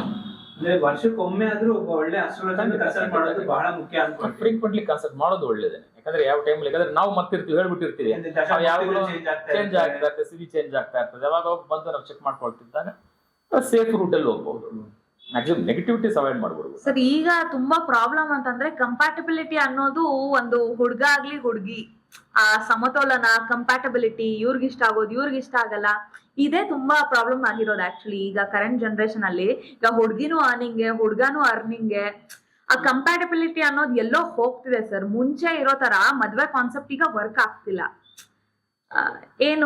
ಏನಾದ್ರು ರೆಮಿಡೀಸ್ ಆ ತರ ಏನಾದ್ರು? ಖಂಡಿತ. ಯಾಕಂದ್ರೆ ಇಂಥ ಸಿಚುವೇಶನ್ಸ್ ಅಲ್ಲಿ ಇಬ್ಬರಿಗೂ ಆಗ್ತಾನೆ ಇಲ್ಲ, ಇಬ್ರು ಈ ತರ ಡಿಸ್ಟರ್ಬೆನ್ಸ್ ಆಗ್ತಿದೆ ಅಂತ ಅಂದಾಗ ಅಂತವ್ರನ್ನ ಕರೆದು ನಾವು ಕೌನ್ಸಿಲಿಂಗ್ ಮಾಡ್ತೀವಿ. ಕರ್ಕೊಬರ್ ಕೇಳಿದ್ರು ಇಬ್ರು ಬಂದಾಗ ಇಲ್ಲಿ ಮಿಸ್ಟೇಕ್ಸ್ ಏನು, ಈ ಹುಡುಗಿಯಲ್ಲಿ ಮಿಸ್ಟೇಕ್ಸ್ ಏನು ಫಸ್ಟ್ ತೋರಿಸ್ತೀವಿ. ಇಂಥ ವಿಚಾರಗಳಲ್ಲಿ ನೀವು ರಾಂಗ್ ಮಾಡ್ತಿದ್ರಿ, ಇಂಥ ವಿಚಾರಗಳಲ್ಲಿ ನೀವು ಆಕ್ಚುಲಿ ಒಂದು ಸಣ್ಣ ಒಂದು ಎಕ್ಸಾಂಪಲ್ ಹೇಳಕ್ ಇಷ್ಟಪಡ್ತೀನಿ ನಾನು. ನನ್ನ ಕನ್ಸಲ್ಟೇಷನ್ ಬಂದಂಥ ಒಂದು ಕ್ಲೈಂಟೇ ಅವರು ಬಂದು ಸರಿ ಮದುವೆಯಾಗಿ ಡಿವೋರ್ಸ್ ಅವರು ಮಗು ಆಯಿತು, ಮಗುವನ್ನು ಗಂಡನ ಹತ್ರ ಬಿಟ್ಬಿಟ್ಟಿದ್ರು. ಬಂದು ಸರ್ ಹುಡುಗ ಜಾತಕ ಇಬ್ಬರದು, ಅವರು ಹಸ್ಬೆಂಡ್ದು ಇವ್ರದ್ದು ಜಾತಕ ಕೊಟ್ಟು ನೋಡಿ ಸರ್ ಅಂತ ಅಂದ್ಬಿಟ್ಟು ಇದು ಡೈವೋರ್ಸಿ ಸರ್, ನಾನು ಇಷ್ಟು ಕಿರುಕುಳ ಕೊಟ್ಟ, ಅಷ್ಟು ಕಷ್ಟ ಆಯ್ತು ಆಮೇಲೆ ಅವನು ಇಷ್ಟೆಲ್ಲ ನಾನು ಟಾರ್ಚರ್ ಮಾಡಿ ಏನೋ ಎಲ್ಲ ಹೇಳ್ತಾ ಬಂದರು. ನಾನು ಸೈಲೆಂಟಾಗಿ ಕೇಳ್ತಾ ಇದ್ದೆ. ಎಲ್ಲ ಹೇಳ್ತಾ ಬಂದ್ರೆ ಹಂಗೆ ನೋಡ್ಕೊಂಡು ಹಿಂಗೆ ನೋಡ್ದಾನೆ, ಹಿಂಗಂದ ಹಂಗಂದ ಅಂದ್ರೆ ಒಂದು 15 ನಿಮಿಷ ಮಾತಾಡಿದ್ರು ಅವರು. ಎಲ್ಲ ಆದಮೇಲೆ ಒಂದೇ ಮಾತಂದೇನು, ಹುಡುಗ ಒಳ್ಳೆಯವನು, ನೀನು ಸರಿ ಇಲ್ಲ ಅಂದೆ. ಹತ್ತು ಬಿಟ್ರು. ಶಿಕ್ರ ಇದೆ. ನಿಜ ಸರ್, ಅವನು ಒಳ್ಳೆಯವನು ಸರ್, ಹೌದು ಸರ್, ಅವನು ಒಳ್ಳೆಯವನು ಸರ್, ನಾನು ಅಂಗಡಿಗೆ ಆಕ್ಟ್ ಆಗಬಾರ್ದು, ಮತ್ತೆ ಸೇರ್ಬೇಕು ಅಂತ ಇದ್ದೀನಿ. ಇದನ್ನ ನಾನೇನಂತೀನಿ, ಇದನ್ನ ಅವಾಯ್ಡ್ ಮಾಡೋಕ್ಕೆ ಮುಂಚಿತವಾಗಿ ಬಂದ್ಬಿಟ್ರೆ, ಬಿಫೋರ್ ಕೌನ್ಸಿಲಿಂಗ್ ಮಾಡಿಸ್ಕೊಬಿಟ್ರೆ ಅವಾಯ್ಡ್ ಮಾಡ್ಬೋದಲ್ಲ. ಇಂಥ ಸಿಚುವೇಶನ್ ಬರ್ತಿದೆ, ಮುಂಚಿತವಾಗಿ ಸ್ಟಾರ್ಟಿಂಗ್ ಬಂದ್ಬಿಟ್ಟು ಅವ್ರವ್ರ ಪ್ಲಸ್ ಏನು ಮೈನಸ್ ಏನು ಅಂತ ಹೇಳ್ಬಿಡ್ತೀನಿ ನಾನು. ಇದ್ರಲ್ಲಿ ನಿಮ್ ಪ್ಲಸ್, ಇದ್ರಲ್ಲಿ ನಿಮ್ ಮೈನಸ್, ಇಂಥ ವಿಚಾರ ನೀವು ಅಡ್ಜಸ್ಟ್ ಮಾಡ್ಕೊಂಡು ಹೋಗಿ. ಅವಾಗ ಏನಾಗ್ತದೆ, ಮೆಂಟಲ್ ಪ್ರಿಪೇರ್ಡ್ ಆಗುತ್ತೆ. ಪರ್ಟಿಕ್ಯುಲರ್ಲಿ ಸಾಫ್ಟ್ವೇರ್ ಫೀಲ್ಡ್ ಅವ್ರಿಗೆ ಬಿಫೋರ್ ಮ್ಯಾರೇಜ್ ಮ್ಯಾಚಿಂಗ್ ಒಂದು ಎಷ್ಟು ಇಂಪಾರ್ಟೆನ್ಸ್, ಕೌನ್ಸಿಲಿಂಗ್ ಅಷ್ಟೇ ಇಂಪಾರ್ಟೆನ್ಸ್. ಸೊ ಸೈಕಾಲಜಿ, ಅಸ್ಟ್ರಾಲಜಿ ಆ ಟಾಪಿಕ್ ಬರುತ್ತೆ ಈಗ. ಡೆಫಿನೆಟ್ಲಿ ಹೌದು. ಎಲ್ಲಾ ಸಬ್ಜೆಕ್ಟ್ಸ್ ಯೂಸ್ ಮಾಡ್ತೀವಿ. ಯಾಕಂದ್ರೆ ನಮ್ಗೇನು ಅಲ್ಟಿಮೇಟ್ ಆಗಿ ಚೆನ್ನಾಗಿರ್ಬೇಕು, ರಿಸಲ್ಟ್ ಇರ್ಬೇಕು. ಅದಕ್ಕೆ ನಾನು ಯಾವ ಸಬ್ಜೆಕ್ಟ್ ಬೇಕಾದ್ರೂ ಯೂಸ್ ಮಾಡ್ತೀನಿ. ಸರ್ ಆಕ್ಚುಲಿ ನಮ್ಮ ಇಂಡಿಯನ್ ಸೊಸೈಟಿಯಲ್ಲಿ, ಸ್ಪೆಷಲಿ ಸೌತ್ ಇಂಡಿಯಾನೇ ತಗೊಳ್ಳಿ, ಈ ಕೌನ್ಸಿಲಿಂಗು ಅದು ಇದು ಬಂದ್ರೆ ಸ್ವಲ್ಪ ವಿಚಾರ ಹಿಂಜರಿತಾರೆ ಜನ. ಈಗ ನನ್ಗೇನ್ ಅನ್ಸ್ತಾ ಇದೆ, ನನ್ ತಲೆಯಲ್ಲಿ ಏನ್ ಓಡ್ತಿದೆ, ಅದನ್ನ ಒಬ್ರು ತಿಳ್ದಿರೋರ ಹತ್ರ ನಾವ್ ಎಕ್ಸ್ಪ್ರೆಸ್ ಮಾಡ್ಕೋಬೇಕು, ಕಮ್ಯುನಿಕೇಟ್ ಮಾಡ್ಬೇಕು. ಅರೆ ತುಂಬಾ ಅದು ಕಾನ್ಸೆಪ್ಟ್ ಎಲ್ಲೋ ಮುಚ್ಚೋಗ್ಬಿಟ್ಟಿದೆ.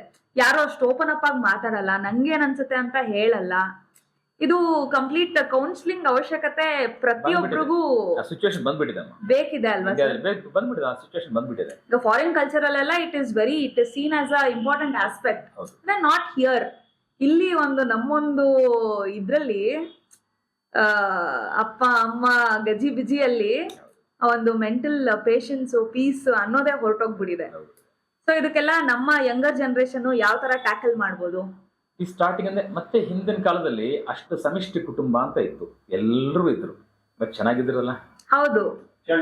ಈಗ 4 ಜನ ಇದ್ರು ಮನೇಲಿ ಸರ್, 4 ಜನದ್ದು 4 ಮೆಂಟಾಲಿಟಿ, ಒಂದು ಗೂಡಲ್ಲ. ಹೆಂಗೆ ನಾವು ಇದನ್ನ ಸರಿ ಮಾಡ್ಕೋಬಹುದು? ಏನಿಲ್ಲಮ್ಮ, ಸಿಟ್ ಅಂಡ್ ಡಿಸ್ಕಸ್, ಮುಕ್ತವಾಗಿ ಮಾತಾಡ್ಬೇಕು, ಓಪನ್ ಆಗಿ ಕೂತ್ಕೊಂಡು ಈ ವಿಚಾರ ಇದೀಗ ಯಾಕಂದ್ರೆ ಒಬ್ಬರಿಗೆ ಸರಿ ಅನ್ಸೋದು ಇನ್ನೊಬ್ಬರಿಗೆ ಬ್ಯಾಡ್ ಅಂತ ಅನ್ಸ್ತದೆ. ಬಟ್ ಅದ್ರಲ್ಲಿ ಧರ್ಮ ನ್ಯಾಯ ಅನ್ನೋದೊಂದಿದೆ. ಅದರ ಪ್ರಕಾರ ಹೋಗ್ಬಿಟ್ರೆ ಫೈನಲ್ ಆಗಿ ಎಲ್ಲರೂ ಆ ರೂಟ್ಗೆ ಹೋದಾಗ ಆಟೋಮೆಟಿಕ್ ಪ್ರಾಬ್ಲಮ್ ಸಾಲ್ವ್ ಆಗುತ್ತೆ. ಯಾವ್ದು ಸರಿ? ಧರ್ಮ ಧರ್ಮ ಧರ್ಮ ಯಾವ ಧರ್ಮ, ಆ ಧರ್ಮ ಪ್ರಕಾರ ಹೋದಾಗ ಆಟೋಮೆಟಿಕಲಿ ಅಲ್ಲೇ ನಿಮ್ಗೆ ಟೋಟಲ್ ಆಗಿ ಆ ಸಮಸ್ಯೆ ಅನ್ನೋದು ಸಾಲ್ವ್ ಆಗೋಗುತ್ತೆ. ಸರ್ ಈಗ ಆಲ್ರೆಡಿ ಮ್ಯಾರೇಜ್ ಆಗೋಗಿರ್ತಾರೆ, ಅವ್ರಿಗೆ ಯಾವ ತರ ಕನ್ಸಲ್ಟ್ ಆಫ್ಟರ್ ಮಾಡಬಹುದು? Marriage counsellings ಇರುತ್ತಮ್ಮ. ಯಾಕಂದ್ರೆ ಆಫ್ಟರ್ ಮ್ಯಾರೇಜು ಯಾಕಂದ್ರೆ ಅವ್ರವ್ರ ತಪ್ಪುಗಳು ಗೊತ್ತಾಗಲ್ಲ ಅವ್ರಿಗೆ. ನಂದೇ ರೈಟು, ಮೂರನೇ ವ್ಯಕ್ತಿ ಕರೆಕ್ಟ್ ಆಗಿ ಮಾತಾಡಿದಾಗನೇ ಯಾವ್ದು ತಪ್ಪು ಅಂತ ಗೊತ್ತಾಗುತ್ತೆ. ಇದು ಈ ಮೂರನೇ ವ್ಯಕ್ತಿ ಅನ್ನೋದು ಆ ಹುಡುಗಿ ತಾಯಿ ತಂದೆನೋ ಅಥವಾ ಹುಡುಗನ ತಾಯಿ ತಂದೆನೋ ಅಲ್ಲ, ಅವರವರ ಮಕ್ಕಳಿಗೇನೆ ಸಪೋರ್ಟ್ ಮಾಡ್ತಾರೆ. ಅವಾಗ ನಿಮ್ಗೆ ಪ್ರಾಬ್ಲಮ್ ಸಾಲ್ವ್ ಆಗಲ್ಲ. ನ್ಯೂಟ್ರಲ್ ಪರ್ಸನ್ ಹತ್ರ ಬಂದಾಗ್ಲೇನೆ ಅದು ಕರೆಕ್ಟ್ ಆಗಿ ನಮ್ಗೆ ಅದನ್ನ ಇನ್ನೊಂದೇನಂತ ನಾವು ಇಬ್ರು ಚಾರ್ಟ್ಸ್ ಇಟ್ಕೊಂಡು ನಾವು ಮಾತಾಡೋದ್ರಿಂದ ಅವ್ರು ಸುಳ್ಳು ಹೇಳಕ್ಕಾಗಲ್ಲ. ಸುಳ್ಳು ಹೇಳಿದ್ರೆ ಗೊತ್ತಾಗುತ್ತಲ್ಲ ನಮ್ಗೆ, ಇವ್ರ ರಾಂಗ್ ಅಂತೀವಿ ನಾವು, ಇಲ್ಲಿ ನೀನ್ ರಾಂಗ್ ಅಪ್ಪ ಅಂತೀನಿ ನಾನು. ಇಲ್ಲಿ ಗೊತ್ತಾಗೋದು. ಅದಕ್ಕೆ ಬಿಫೋರ್ ಚೆಕ್ ಮಾಡ್ಕೊಳಕ್ಕೆ ಮುಂದೆ ಇಟ್ಕೊಂಡು ಮಾಡಿದಾಗ ಮಿಸ್ಟೇಕ್ ಆಗಕ್ ಸಾಧ್ಯತೆ ಇಲ್ಲ. ಸರ್ ಈಗ ಒಂದು ಎಜುಕೇಟೆಡ್ ಸೈಕಿಯಾಟ್ರಿಸ್ಟ್ ಹತ್ರ ನಾವು ಹೋಗೋದು ಎಷ್ಟು ಇಂಪಾರ್ಟೆಂಟೋ, ಅದ್ರ ಬದಲು ಒಂದ್ ಮಗು ವಿಚಾರ ಆಗ್ಲಿ, ಅವ್ರ ವಿಚಾರ ಆಗ್ಲಿ, ಒಂದು ಅಸ್ಟ್ರಾಲಜರ್ ಹತ್ರ ಜಾತಕ ಇಟ್ಕೊಂಡು ಈ ತರ ಸೈಕಾಲಜಿ ಸಿಟ್ಟಿಂಗ್ ಹೋಗೋದು ಇನ್ನೂ ಸೂಕ್ತ. ಖಂಡಿತ. ಯಾಕಂದ್ರೆ ಕಂಪ್ಲೀಟ್ ಏನಿದೆ ಗೊತ್ತಾಗೋಗುತ್ತೆ ನಮಗೆ. ಪ್ಲಾನೆಟರಿ ಪೊಸಿಷನ್ ಏನಂತ ಗೊತ್ತಿರುತ್ತೆ, ಯಾರ್ದು ಮಿಸ್ಟೇಕ್ ಅಂತ ಗೊತ್ತಿರುತ್ತೆ. ಇಲ್ಲಿ ತಪ್ಪು ಮಾಡ್ತಿದ್ದೆ, ಇಲ್ಲಿ ತಿದ್ಕೊಪ್ಪ ನೀನು. ಹುಡುಗಿ ತಪ್ಪಿತ್ತು ಅನ್ಕೊಳ್ಳಿ, ಇಲ್ಲಿ ಬಂದು ನೋಡಮ್ಮ ಇಲ್ಲಿ ಮಿಸ್ಟೇಕ್ ಆಗ್ತಿದ್ದಮ್ಮ, ಇಲ್ಲಿ ತಿದ್ಕೊಳ್ಳಿ. ಇದನ್ನ ಸ್ವಲ್ಪ ಬ್ಯಾಲೆನ್ಸ್ ಮಾಡ್ಕೊಂಡು ನೀವು ಚೆನ್ನಾಗಿರೋಕ್ಕೆ ಸಾಧ್ಯತೆ ಇರುತ್ತೆ. ಆಲ್ಮೋಸ್ಟ್ ಏನಪ್ಪಾ ಅಂತಂದ್ರೆ ಇಲ್ಲಿ ಇದು ದಟ್ಟು ಈಗ ಬರ್ತಾ ಯಾವ ರೀತಿ ಆಗೋಗಿದೆ ಅಂದ್ರೆ, ಸುಮಾರು ಕಡೆ ಈ ಹುಡುಗಿಯರ ವಿಚಾರಗಳಲ್ಲಿ ಮೂರನೇ ವ್ಯಕ್ತಿ ಇನ್ವಾಲ್ವ್ಮೆಂಟ್ ಇದ್ರೆ ಸಮಸ್ಯೆ ಜಾಸ್ತಿ ಆಗೋಗ್ತಾ ಇದೆ. either their parents or this person's parents. ಅವ್ರ ಪಾಠಕ್ಕೆ ಅವ್ರು ನೆಮ್ಮದಿಯಾಗಿರಕ್ಕೆ ಬಿಟ್ಬಿಟ್ರೆ ಚೆನ್ನಾಗಿರುತ್ತೆ. ಸರ್ ಇನ್ನೊಂದು ವಿಚಾರ, ಜನರಲ್ ಹೇಳ್ತಾ ಇದ್ದೀನಿ ನಾನು. ಸರ್ ಇನ್ನೊಂದು ವಿಚಾರ ಇಲ್ಲಿ ಬರುತ್ತೆ. ಈಗ ತಂದೆ ತಾಯಿ ಜೊತೆ ಒಟ್ಟಿಗೆ ಇರೋದು ಸೂಕ್ತನಾ, ಅಥವಾ ಸಪರೇಟ್ ಹೋಗಿ ನಾವು ಖುಷಿಯಾಗಿರ್ತೀವಿ ಅಂತ ಆದ್ರೆ ಸಪರೇಟ್ ಇರೋದು ಓಕೆನಾ? ಅಗೈನ್ ಯಾವ ರೀತಿ ಹೇಳ್ತಂದ್ರೆ, ನಮ್ಮ ಕರೆಕ್ಟ್ ಆಗಿ ಧರ್ಮವಾಗಿ ನಾವೇನ್ ಮಾಡ್ಬೇಕು ಅದನ್ನ ಮಾಡಬೇಕು. ಧರ್ಮವಾಗಿ ನಮ್ದು ಏನಿದೆ, ನಮ್ಮ ಜವಾಬ್ದಾರಿ ಏನಿದೆ ಅದು ಕರೆಕ್ಟ್ ಆಗಿ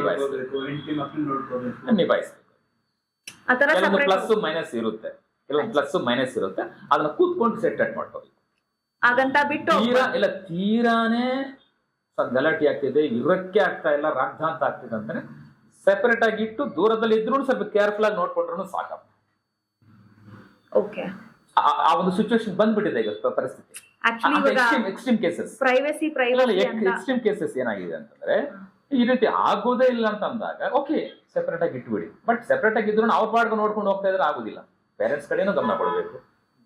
ಹೆಂಡತಿ ಮಕ್ಕಳು ನೋಡ್ಕೋಬೇಕು. ಆ ಒಂದು ಬ್ಯಾಲೆನ್ಸ್ ಅನ್ನೋದು ಇಂಪಾರ್ಟೆಂಟ್. ಓಕೆ, ಒಂದು ಮಗನ ಕರ್ತವ್ಯ ಹೆಂಡತಿನೂ ನೋಡ್ಕೋಬೇಕು, ತಂದೆ ತಾಯಿನೂ ನೋಡ್ಕೋಬೇಕು. ಆ ಹೆಣ್ಮಕ್ಳದು ಸೇಮ್ ಕರ್ತವ್ಯ ಆಗುತ್ತೆ, ಸೇಮ್. ತಂದೆ ತಾಯಿನೂ ನೋಡ್ಕೋಬೇಕು, ಅದಕ್ಕೆ ಹಸ್ಬೆಂಡ್ ಸಪೋರ್ಟ್ ಮಾಡಬೇಕು, ಸಪೋರ್ಟ್. ಅದೇ ರೀತಿ ಹೆಂಡತಿನೂ ಸಪೋರ್ಟ್ ಮಾಡಬೇಕು. ಅದೇ ಎರಡು ಕಡೆನೂ ಬರ್ತದೆ ಅದು.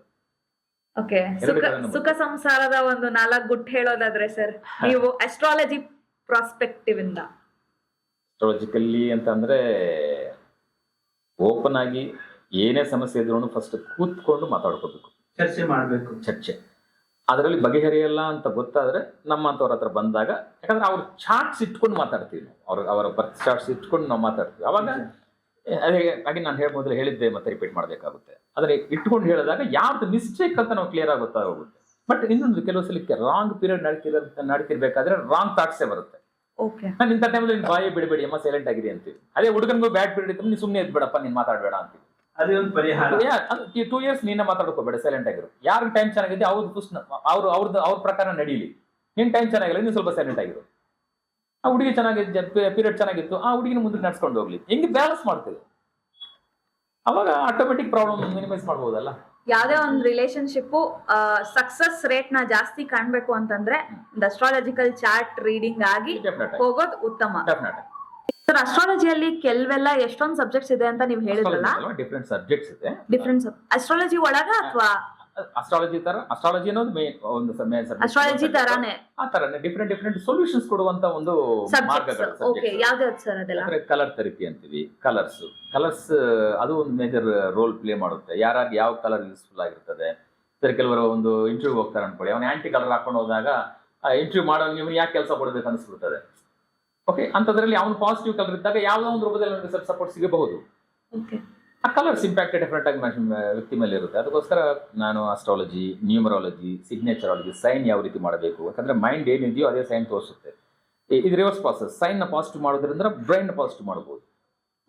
ಸಿಗ್ನೇಚರಾಲಜಿ, colour therapy as usual, next mantra chantings, next temple remedies, ಆನಂತರ ಒಂದು ಸೂಕ್ಷ್ಮ ಪರಿಹಾರಗಳಲ್ಲಿ ಸುಮಾರು ಬಂದ್ಬಿಡ್ತದೆ. ಸೂಕ್ಷ್ಮ ಪರಿಹಾರಗಳಲ್ಲಿ ಸುಮಾರು ಟೆಕ್ನಿಕ್ಸ್ ಬಂದ್ಬಿಡ್ತದೆ.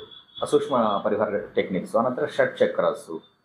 ಓಕೆ, ಅದು ನೆಕ್ಸ್ಟ್ ಮುದ್ರಾ ಟೆಕ್ನಿಕ್ಸು, ಮುದ್ರೆಗಳು ಅಂತೀವಲ್ಲ, ಮುದ್ರೆಗಳು ಮಾಡೋದ್ರ ಮೂಲಕ ಬ್ಯಾಲೆನ್ಸ್ ಮಾಡ್ಕೊಳ್ಳುವಂಥದ್ದು. ಮುದ್ರೆಗಳು ಹೆಲ್ತು, ವೆಲ್ತು ಎಲ್ಲ ಆಂಗಲ್ಸ್ ಅಲ್ಲೂ ಸಪೋರ್ಟ್ ಮಾಡುವಂಥ ಮುದ್ರಾಸು ಇದೆ. ಬಟ್ ಯಾರ್ಯಾರಿಗೆ ಅದು ಚಾರ್ಟ್ ನೋಡ್ಕೊಂಡು ಯಾರ್ಯಾರಿಗೆ ಯಾವ ಮುದ್ರಾ ಸೂಟಬಲ್ ಆಗಿರುತ್ತೆ ಅದು ತಕ್ಕಂಗೆ ಆ ಮುದ್ರಾಸ್ ಕೊಡೋದಿರುತ್ತೆ. ಆ ಮುದ್ರಾ ಟೆಕ್ನಿಕ್ ವಾಸ್ತುವಲ್ಲಿ ಹೇಳಿದ್ನಲ್ಲ, ನಮ್ಗೆ ಗುಪ್ತ ವಾಸ್ತು ಅಂತ ಹೇಳ್ತೀವಿ. ಸೀಕ್ರೆಟ್ ಆಗಿ ಸುಮಾರು ವಿಚಾರಗಳು ಇರ್ತದೆ, ಅದನ್ನು ಅನಲೈಸ್ ಮಾಡಿ ಕರೆಕ್ಟಾಗಿ ಸೆಟ್ರೇಟ್ ಮಾಡ್ಕೊಡೋದು. ಸುಮಾರು ಜನ ಈಗ ಏನಂತಾರೆ, ಈ ವಾಸ್ತುವಲ್ಲಿ ಸೈಟ್ ಸೆಲೆಕ್ಷನ್ ಇಂಪಾರ್ಟೆಂಟ್ ಅಮ್ಮ. ಸೈಟ್ ಸೆಲೆಕ್ಟ್ ಮಾಡೋದು ಕರೆಕ್ಟ್ ಜಾಗದಲ್ಲಿ, ಕರೆಕ್ಟ್ ಸೈಟು. ನಾವು ಯಾವ ರೀತಿ ಸೈಟ್ ಸೆಲೆಕ್ಷನ್ ಒಂದು ಪಾರ್ಟ್ ಇರುತ್ತೆ ನಮ್ಮದು. ಇಲ್ಲ ಆಲ್ರೆಡಿ ಸೈಟ್ ತಗೊಂಡಿದ್ದೀವಿ ಅಂತ ಅಂದಾಗ ಸೈಟ್ ವಿಸಿಟ್ ಮಾಡಿದಾಗ ಅದು ಚೆನ್ನಾಗಿದ್ರೆ ಚೆನ್ನಾಗಿದೆ ಅಂತ ಹೇಳ್ತೀವಿ. ಚೆನ್ನಾಗಿಲ್ದಿದ್ದಾಗ ಬ್ಯಾಲೆನ್ಸ್ ಮಾಡ್ಕೊಳಕ್ ಆಗುತ್ತಾ ಅಂತ ನೋಡ್ತೀವಿ. ತೀರಾನೇ ವರ್ಷ ಆಗಿತ್ತು ಅಂತಂದ್ರೆ ಆ ಸೈಟ್ ಮಾರ್ಬಿಡಿಯಪ್ಪ ಬೇಡ ಅಂತ ನಾವು. ಅದ್ರ ಕಂಪ್ಲೀಟ್ಲಿ ನೆಗೆಟಿವ್ ಬರುತ್ತೆ, ಕನ್ಸ್ಟ್ರಕ್ಟ್ ಮಾಡಿದ್ರು ಅಷ್ಟು ಪಾಸಿಟಿವಿಟಿ ಇರಲ್ಲ ಅಂತ ಅಂದಾಗ ಜಸ್ಟ್ ಅವಾಯ್ಡ್ ಇಟ್ ಅಂತೀವಿ. ಸರ್, ಅಸ್ಟ್ರಾಲಜಿಯಲ್ಲಿ ಈಗ ಈ ಒಂದು ರಾಶಿ ಫಲ ಅಥವಾ ಇನ್ಕ್ರೀಸ್ ಆಗಕ್ಕೆ ಇನ್ನೇನಾದ್ರೂ ಇನ್ಕ್ರೀಸ್ ವೆಲ್ತ್, ಅದು ಇದು ಹೆಲ್ತ್, ವೆಲ್ತ್, ನಾಲೆಜ್ ಇನ್ಕ್ರೀಸ್ ಮಾಡ್ಕೊಳೋದಕ್ಕೆ ಹರಳುಗಳು ಮತ್ತೆ ಸ್ಟೋನ್ಸ್ ಇದನ್ನ ಹಾಕೊಂಡ್ರೆ ಮೈ ಮೇಲೆ ಇದ್ರೆ ಒಳ್ಳೇದು ಅಂತ ಹೇಳ್ತಾರಲ್ಲ, ನೀವೇನ್ ಹೇಳ್ತೀರಾ? ಡೆಫಿನೆಟ್ಲಿ ನಾನು ಸಪೋರ್ಟ್ ಮಾಡ್ತೀನಿ ಅದು. ಯಾಕಂದ್ರೆ ಹರಳುಗಳಲ್ಲಿ ಎನರ್ಜಿ ಇದೆ if it is right one. ಯಾಕಂದ್ರೆ ಸುಮಾರು ಡೂಪ್ಲಿಕೇಟ್ಸ್ ಎಲ್ಲ ಬಂದ್ಬಿಟ್ಟಿದೆ, ನಾವು ಕೇರ್ಫುಲ್ ಆಗಿ ಸೆಲೆಕ್ಟ್ ಮಾಡ್ಕೋಬೇಕು ಅದನ್ನ. ರೈಟ್ ಜೆಮ್, ರೈಟ್ ಪರ್ಸನ್ಸ್ಗೆ ರೈಟ್ ಹಾರೋಸ್ಕೋಪ್ಗೆ ಹಾಕಿದಾಗ ಡೆಫಿನೆಟ್ ಅದು ಮತ್ತೆ ಯಾವ ರೀತಿ ವರ್ಕೌಟ್ ಆಗ್ತದೆ, ಎನರ್ಜಿ ಬೂಸ್ಟರ್ಸ್ ಅಂತ ಹೇಳ್ತೀವಿ ಅದನ್ನು. ಸರ್, ಇನ್ನೊಂದು ಆಕ್ಚುಲಿ ಬೆಂಗಳೂರು ಮನೆಗಳಲ್ಲಿ ಬೆಳಕು ಕಮ್ಮಿ. ಬೆಳಕು ಎಷ್ಟು ಇಂಪಾರ್ಟೆಂಟ್ ಆಗುತ್ತೆ ಒಂದ್ ಮನೆಗೆ? ಲೈಟ್ ಇರ್ಬೇಕಮ್ಮ, ಸನ್ಲೈಟ್, ಲೈಟ್ ಅನ್ನೋದು ಕಂಪಲ್ಸರಿ. ತಕ್ಕನಾಗೆ ನಾವು ಮನೆ ಕಟ್ಕೋಬೇಕು. ಎಲ್ಲ ಜಾಮ್ ಪ್ಯಾಕೆಟ್ ಆಗಿ ಕಟ್ಕೊಂಡ್ರೆ ಗಾಳಿ ಬೆಳಕನ್ನು ಚೆನ್ನಾಗಿ ಬರಬೇಕಲ್ಲ. ಅನಂತರ ಈ ವಾಸ್ತುನಲ್ಲಿ ಇನ್ನೊಂದಿದೆ, ಜಿಯೋಪತಿ ಅಂತ ಇದೆ. ಜಿಯೋಪತಿ ಅನ್ನೋದು ಎಕ್ಸಲೆಂಟ್ ಕಾನ್ಸೆಪ್ಟ್. ಅದು ಭೂಮಿ ಒಳಗೆ ಬೈ ನೇಚರ್ ಸ್ಟ್ರೆಸ್ ಅನ್ನೋದು ಜನರೇಟ್ ಆಗುತ್ತೆ. ಬೈ ಸ್ಟ್ರೆಸ್ ಇಂದ ನೆಗೆಟಿವ್ ರೇಸ್ ಅನ್ನೋದು ಕೆಳಗಿಂದ ಮೇಲೆ ಬರ್ತದೆ. ನೆಗೆಟಿವ್ ಅದು ಜಿಯೋ ಸ್ಟ್ರೆಸ್ ಅಂತೀವಿ, ನೆಗೆಟಿವ್ ಎನರ್ಜಿ ಅಂತೀವಿ ಅದನ್ನ. ಅದನ್ನ ಐಡೆಂಟಿಫೈ ಮಾಡೋಕ್ಕೂ ಒಂದು ಇನ್ಸ್ಟ್ರೂಮೆಂಟ್ ಇದೆ. ಅದು ಚೆಕ್ ಮಾಡಿದಾಗ ಕಂಪ್ಯೂಟರ್ ರೊಟೇಟ್ ಆಗುತ್ತೆ. ಎಲ್ಲಿ ಹೈ ಸ್ಟ್ರೆಸ್ ಇದೆಯೋ ಅಲ್ಲಿ ರೊಟೇಟ್ ಆಗುತ್ತೆ. ಅದನ್ನ ಅವಾಯ್ಡ್ ಮಾಡೋಕ್ಕೂ ಒಂದು ಅದ್ಭುತವಾದ ಕಾನ್ಸೆಪ್ಟ್ ಇದೆ. ಒಂದು ಕಾಪರ್ ರಾಡಲ್ಲಿ ಡಿಫ್ರೆಂಟ್ ಕಾಂಪೊನೆಂಟ್ಸ್ ಒಳಗೆ ಹಾಕಿ ಅದನ್ನು ರೆಡಿ ಮಾಡಿರ್ತೀವಿ. ಆ ನೆಗೆಟಿವ್ ಎನರ್ಜಿ ಮೇಲೆ ಬರದಂಗೆ ಕೆಳಗಡೆನೆ ಸ್ಟಾಪ್ ಮಾಡೋದಿದ್ದಲ್ಲಿ ಆಗ್ಬೇಕಾಗುತ್ತದೆ. ಓಕೆ ಜಿಯೋಪತಿ ಒಂದು ಮನೆಗಳಲ್ಲಿ ಮಾಡ್ಕೊಳ್ಳೋದು ತುಂಬಾನೇ ಬೆಸ್ಟ್, ಅದು ಒಳ್ಳೆ ರಿಸಲ್ಟ್ಸ್ ಕೊಡುತ್ತೆ. ಓಕೆ ಜಿಯೋಪತಿ ಅಂತೀವಿ ಅದನ್ನ ಆ ರೀತಿ ಆ ರಾಡ್ನ ನಾವು ಒಂದು ಡಿಫ್ರೆಂಟ್ ಫಾರ್ಮುಲಾದಲ್ಲಿ ಮಾಡಿರ್ತೀವಿ. ಅದನ್ನ ನೋಡಿ ತೋರಿಸ್ತೀನಿ ನಿಮಗೆ. This is the rod. ಇದರಲ್ಲಿ ಸುಮಾರು ಕಾಂಪೊನೆಂಟ್ಸ್ ಹಾಕಿ ಎಲ್ಲೆಲ್ಲಿ ಆ ನೆಗೆಟಿವ್ ಸ್ಟ್ರೆಸ್ ನೆಕ್ಸ್ಟ್ ಫೋರ್ಸಸ್ అనేది ಜಾಸ್ತಿ ಬರ್ತಿರ್ತದೋ ಅದು ಅಲ್ಲಿ ಇದನ್ನ ಇಟ್ಟಾಗ ಅದಾಗ್ಲೇ ಸಪ್ರೆಸ್ ಮಾಡ್ತಾರೆ, ಹಾಗೆ ಮೇಲೆ ಬರ್ದಂಗೆ ಸ್ಟಾಪ್ ಮಾಡೋದು. ಸೊ ಈಗ ನಾವಿರೋ ಜಾಗನೂ ತುಂಬಾ ಇಂಪಾರ್ಟೆಂಟ್ ನಮ್ಮ ಜೀವನ ಶೈಲಿಗೆ. ಖಂಡಿತ. ಓಕೆ, ಈಗ ನಾವೊಂದು ಈಗ ಕೆಲವೊಮ್ಮೆ ಕೆಲವೊಂದು ಎಕ್ಸಾಂಪಲ್ ಅಂದ್ರೆ ಕೆಲವೊಂದು ಮನೆಗಳಲ್ಲಿ ವಾಸ್ತು ಪ್ರಕಾರ ಕಟ್ಟಿದೀವಿ ಅಂತ ಅವ್ರು ಹೇಳ್ತಾರೆ, ನಾವು ನೋಡಿದಾಗ ಗೊತ್ತಾಗುತ್ತದೆ ಇಲ್ಲಿ ಮಿಸ್ಟೇಕ್ಸ್ ಅಂತ ಕಡೆ ಏನಾಗ್ತದೆ, ಮನೆ ವಾಸ್ತು ಪ್ರಕಾರ ಚೆನ್ನಾಗಿದ್ರು ಅಲ್ಲಿ ಇರಿಟೇಷನ್ಸ್ ಪ್ರಾಬ್ಲಮ್ಸ್ ಯಾಕಂದ್ರೆ ಅಂತ ಸಿಚುವೇಶನ್ ಬಂದಾಗ ಏನಾಗ್ತದೆ, ಇದು ಈ ಸಬ್ಜೆಕ್ಟ್ ನಾವು ಯೂಸ್ ಮಾಡಿದಾಗ ಜಿಯೋ ಸ್ಟ್ರೆಸ್ ಈ ಕಂಪ್ಲೀಟ್ ಜಿಯೋಪತಿ ಯೂಸ್ ಮಾಡಿದಾಗ ಅದು ಕರೆಕ್ಟಾಗಿ ಎಲ್ಲೆಲ್ಲ, ಫಾರ್ ಎಕ್ಸಾಂಪಲ್ ಚೆನ್ನಾಗಿ ಓದು ಹುಡುಗ ಅವನು ಸರಿಯಾಗಿ ಓದಲ್ಲ, ಒಳ್ಳೆ ಇಂಟೆಲಿಜೆಂಟ್ ಆಗಿರ್ತಾನೆ, ಬಟ್ ಕಾನ್ಸಂಟ್ರೇಷನ್ ಸಿಗಲ್ಲ. ಅಂದ್ರೆ ಅವ್ನು ಕೂತಿರುವ ಜಾಗದಲ್ಲಿ ಆ ನೆಗೆಟಿವ್ ಫೋರ್ಸ್ ಜಾಸ್ತಿ ಬರ್ತಿದ್ದಾಗ ಅದು ಹ್ಯೂಮನ್ ಬಾಡಿ ತಡ್ಕೊಳಕ್ಕಾಗಲ್ಲ, ಅದನ್ನ ಅದು ಬ್ರೈನ್ ಮೇಲೇನು ಬಾಡಿ ಮೇಲೇನು ಇಂಪ್ಯಾಕ್ಟ್ ಇರುತ್ತೆ.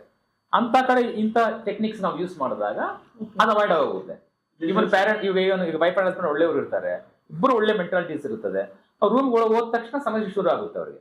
ಬಿಕಾಸ್ ಅವರು ಕಾಟ್ ಇರುವ ಕಡೆನೂ ಈ ರೀತಿ ನೆಗೆಟಿವ್ ಈ ಫೋರ್ಸಸ್ ಜಾಸ್ತಿ ಇದ್ದಾಗ ಆ ಇಂಪ್ಯಾಕ್ಟ್ ಅವ್ರ ಮೇಲೆ ಇರುತ್ತೆ. ಅಂತ ಕಡೆ ಇದನ್ನ ನಾವು ಇಟ್ಕೊಂಡಾಗ ಅದು ಅವಾಯ್ಡ್ ಆಗುತ್ತೆ. ಏನ್ ಹೇಳಿದ್ರಲ್ಲ ನಾನು, ಎಲ್ಲ ಬಹಳ ಟೆಕ್ನಿಕ್ಸ್ ಇದೆ, ಎಲ್ಲ ಪಾಸಿಟಿವ್ ಥಿಂಗ್ಸ್.